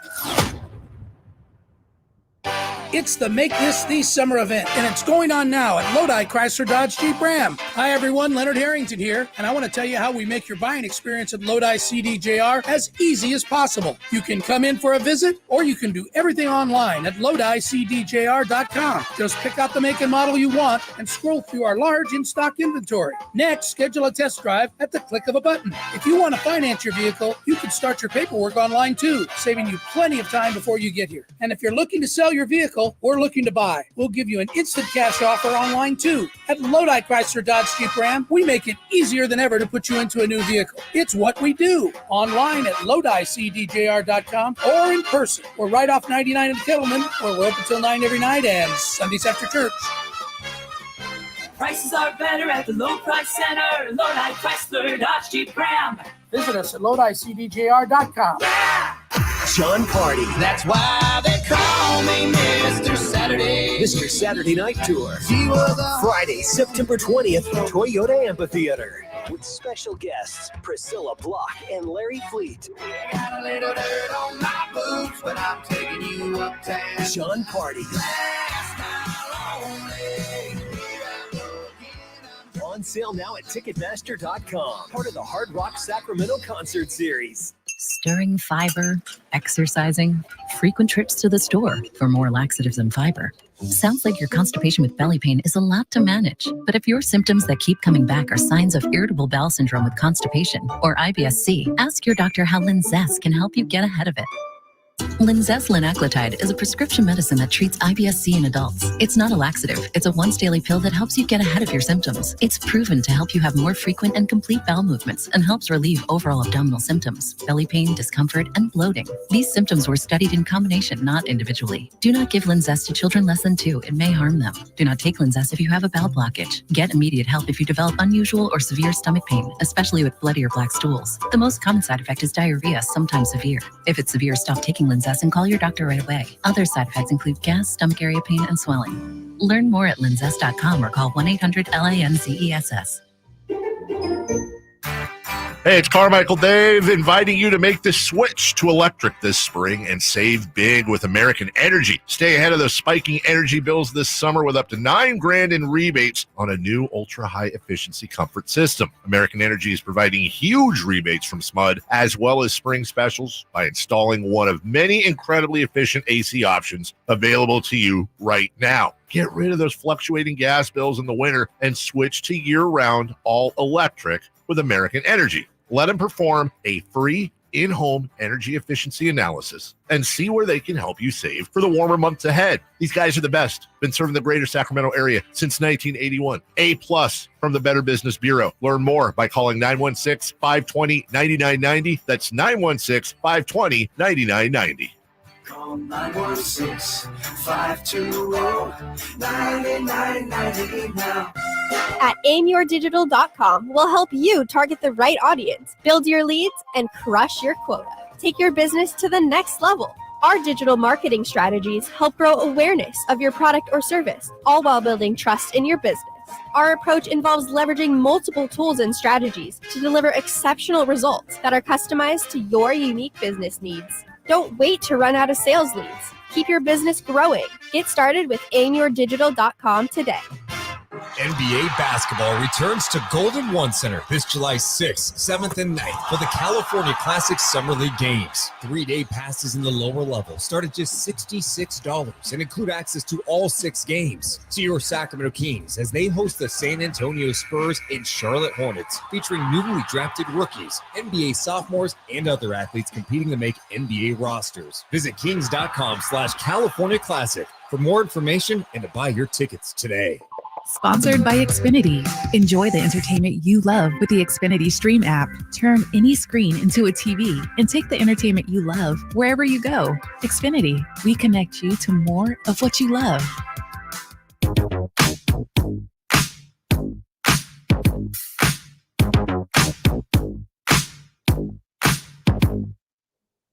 Live and local. Live and local. This is Sacktown Sports.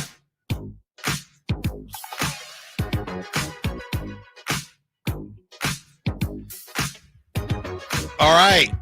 Someone tied the knot at Oracle Park. We have that sound for you. But earlier, I believe it was Shortcake. Correct me if I'm wrong, but I believe it was Shortcake on the SAG chat. She asked if I was going to wear the Kobe's that I got. They just arrived. And I'm wondering if Shortcake follows me on social media, because I did post that the Kobe girl dads did arrive yesterday. And Chris, they're beautiful. I saw it, man. And they say look girl nice. dad stitched on the Right, inside. on the tongue, yeah. And I had buddies when I posted it on Instagram, people saying, are you going to wear them? Well, the first question is, are you going to wear them? Yeah. Second question is, are you going to hoop in them? Yeah. I don't know if I'm ever going to hoop again. So Period. End of sentence. Yeah. Point blank, unless I'm helping the kiddos practice. So I don't know about that. But as far as wearing them, yeah, I mean, it's funny. I'm looking on StockX to see what the resale is, even though I'm not going to resell them. Right. But you just feel like, ooh, look at this. You know what I mean? So based on Isn't that, it a nice chunk? it's about 80 to a hundo. I mean, it's nothing. Okay. It's 70, around 70 to a hundo. You're saying nothing crazy. more than what I retail? got them for. Gotcha. So not life changing money. Not like you need to seriously Off-Whites consider or anything like that. So the question becomes, are you going to wear them? I had a buddy say, you got to wear your shoes, man. And I'm a firm believer in that. Yeah, for sure. But if anything, I would wear them to hoop. He said, oh, I thought they looked cool enough to just wear, wear out. I'm not. I don't like the street shoes. It depends on the fit. I only do Jordans. Yeah, it depends. I only on the do fit. Jordans with street clothes. Do you think about I'm going to be mainly inside, and so I would be more likely to wear it? Like if I was hooping? or just no, just as in terms of wearing them in general. Like, hey, we're going to the. When is the last after time you the saw, show? We're just going to the game, the Kings game. And so we're just going to the arena. You're not going to scuff them up at all. No, because you're not going to get dirt on. That's like how I think about it's shoes. Less sometimes. about that. It's more about rocking Kobe's with street clothes. You know who's the last person I saw rocking Kobe's with street clothes? Can I give an answer that I really hope is were we together? Yes. I think I know the answer. Who? Was it when we were in Vegas and we were walking through the hotel and there was that dude in the Mambacitas? Well, that was someone. Because I remember that was like right when they came out and we were like, that's right. This dude is wearing some $300 Kobe's. And they just through the casino. Through the casino. But I wasn't going to say, because it was much sooner than that. It was Dave. So if I'm taking my clothing, stylistic decisions from Carmichael Dave, I have a problem. Yeah, that's definitely on you. So it's less about getting them dirty and more about, I don't know, Kobe's with street clothes. You don't see it often. You do see it. Yeah, you see it, but I feel like you see it more since he passed away. Yeah, for sure. And they are a pretty unique color. Like they're sage green, I guess, maybe with jeans. Yeah, it's not really like the Dave most. Dave had shorts universal. on with some Kobe's. Yeah, and a collared shirt. He does what he can. He does what he can. So I'm not going. Yeah, I mean, I definitely think that's fair for sure. So resolution is the plan is currently not to wear them. I think, or maybe just special occasion. I think I would wear them. I could be super corny and wear them if Baby Stiles ends up wanting to play basketball for practice, right? And things like that. Or if I hoop again.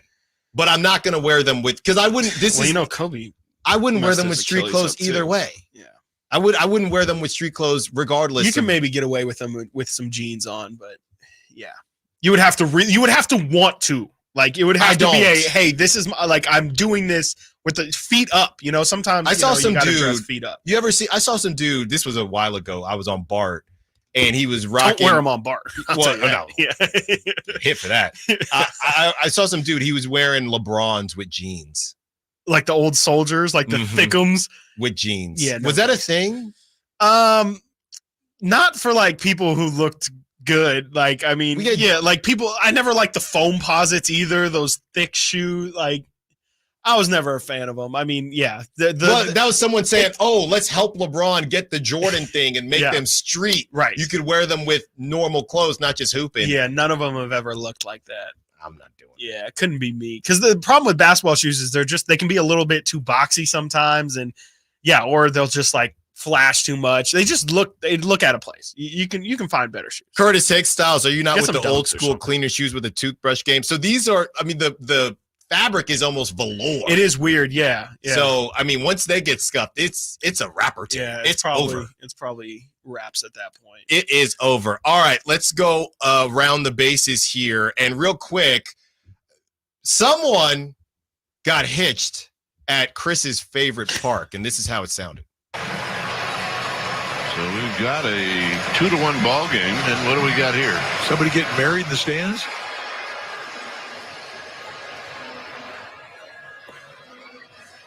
Well, I think they are.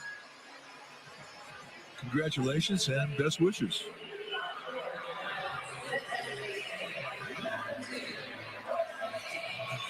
I'm voting her best dress today. I think. So, yeah, they got married. It wasn't the upper deck, but it definitely wasn't that close to the action. And Chris, this is how you were talking bad about a ballpark where someone is willing to get married. Yeah, they probably should have gotten married like in the right field, like with the backdrop. The whole point of like the only reason why that place is like nice. Okay. Instead, they got married in the second row, second deck, which fair or foul. I probably honestly would lean foul on that. Like if you're gonna make it a special day, you might as well make it a special day. Right, get a box. Get a box. You gotta pay for parking now. Streetcar. I know they have the streetcar back there. Reserve that bad boy. Yeah, actually. So you guys are saying he went too cheap, or they went too cheap on it, huh? Yeah, I'm not here. I'm not in the business of tearing apart people got married. Congratulations. I'm just imagining them driving to the ballpark. Can you imagine them on BART? And crazy enough, that wouldn't have been did they show up to the game full suit? What are you going to get dressed in the bathroom? Or something? There's no bags, yeah. They showed up like that. They must have showed up like that. I would have at least gotten married. We're assuming maybe they got married and then they came to the game like that. They just respectfully, I don't know these people, but maybe they crave attention. Well, they definitely, yes. Because that's the whole, oh my goodness, congrats. And they're just, this old thing? Wait, Simone, so you're saying there that you think, by appearance, because I haven't looked at the video, by appearance, it looks like they got married before going to the game? I'm just saying it's a possibility that you could have. Okay. Yeah, they could have just been shifting. They're up in the up close to God, and so they were shifting in their seats, and maybe they just got up. But I don't think they were getting married between the aisles. Okay, because I was going to say, I'm sure you could hit up the team and maybe say, like, in between innings, could we maybe go on the field? And people get proposed to at center court all the time. Maybe he also proposed, and then you finish the job also at Oracle Park. All right, let's go around the bases, and then we'll do some shout-outs and closeouts. The Giants have owned Texas so far. They won the series against the Rangers, and they won the series against the Astros as they continue their interleague play. Angels are up next, and Elliot Ramos, ever since I went to that River Cats game, Elliot Ramos has been balling, and he's been recognized for his efforts. Okay, Luis Matos, you had Farhan on the flagship say that Luis Matos might be on the way back up, and Austin Slater, not if he has anything to do with it. Austin Slater has been balling as well, so the Slaties can be happy for now. Some people still hating on Austin Slater, but hey, when someone balls out, let them ball out. The A's, on the other hand, continue to struggle. They are headed to everyone's favorite ballpark, by the way, Petco Park in San Diego. So let's see what the A's can do against the Padres, get on the winning side of things. It's crazy as we look at the A's record and how even though it's not very good at 26-45, still better than I think what people expected. So continue to turn things around, A's, before you head up to good old Sacramento. All right, let's go around the room, some shout-outs and closeouts before we get on out of here.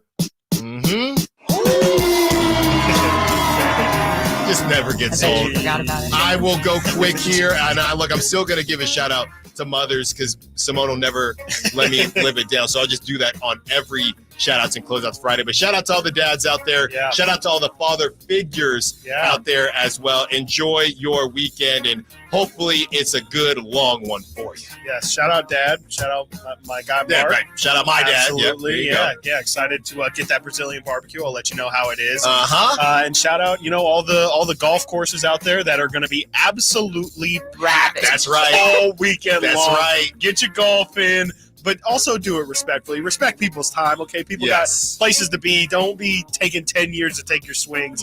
Keep it pushing. And, shout out everyone, all the grounds crew and everything as well. Shout out y'all for making it possible. Really quickly, I want to do a reverse shout out to those selected city officials, whoever you are, for the parking or repealing that parking. Shout out I or put on also blast. would love to give shout outs to all the loving, responsible papas out there. We really do appreciate you. And lastly, shout out to the true and rightful heir of the Seven Kingdoms. Queen Rhaenyra is going to be committing a lot of war crimes this weekend, and I am here for it. It starts this weekend? Yes. This Sunday, a son for a son on Father's Day. Quickly on the Sac Chat, shout out goodness. Jug Life bringing awareness to clean water around the world. That's from Amid Rock.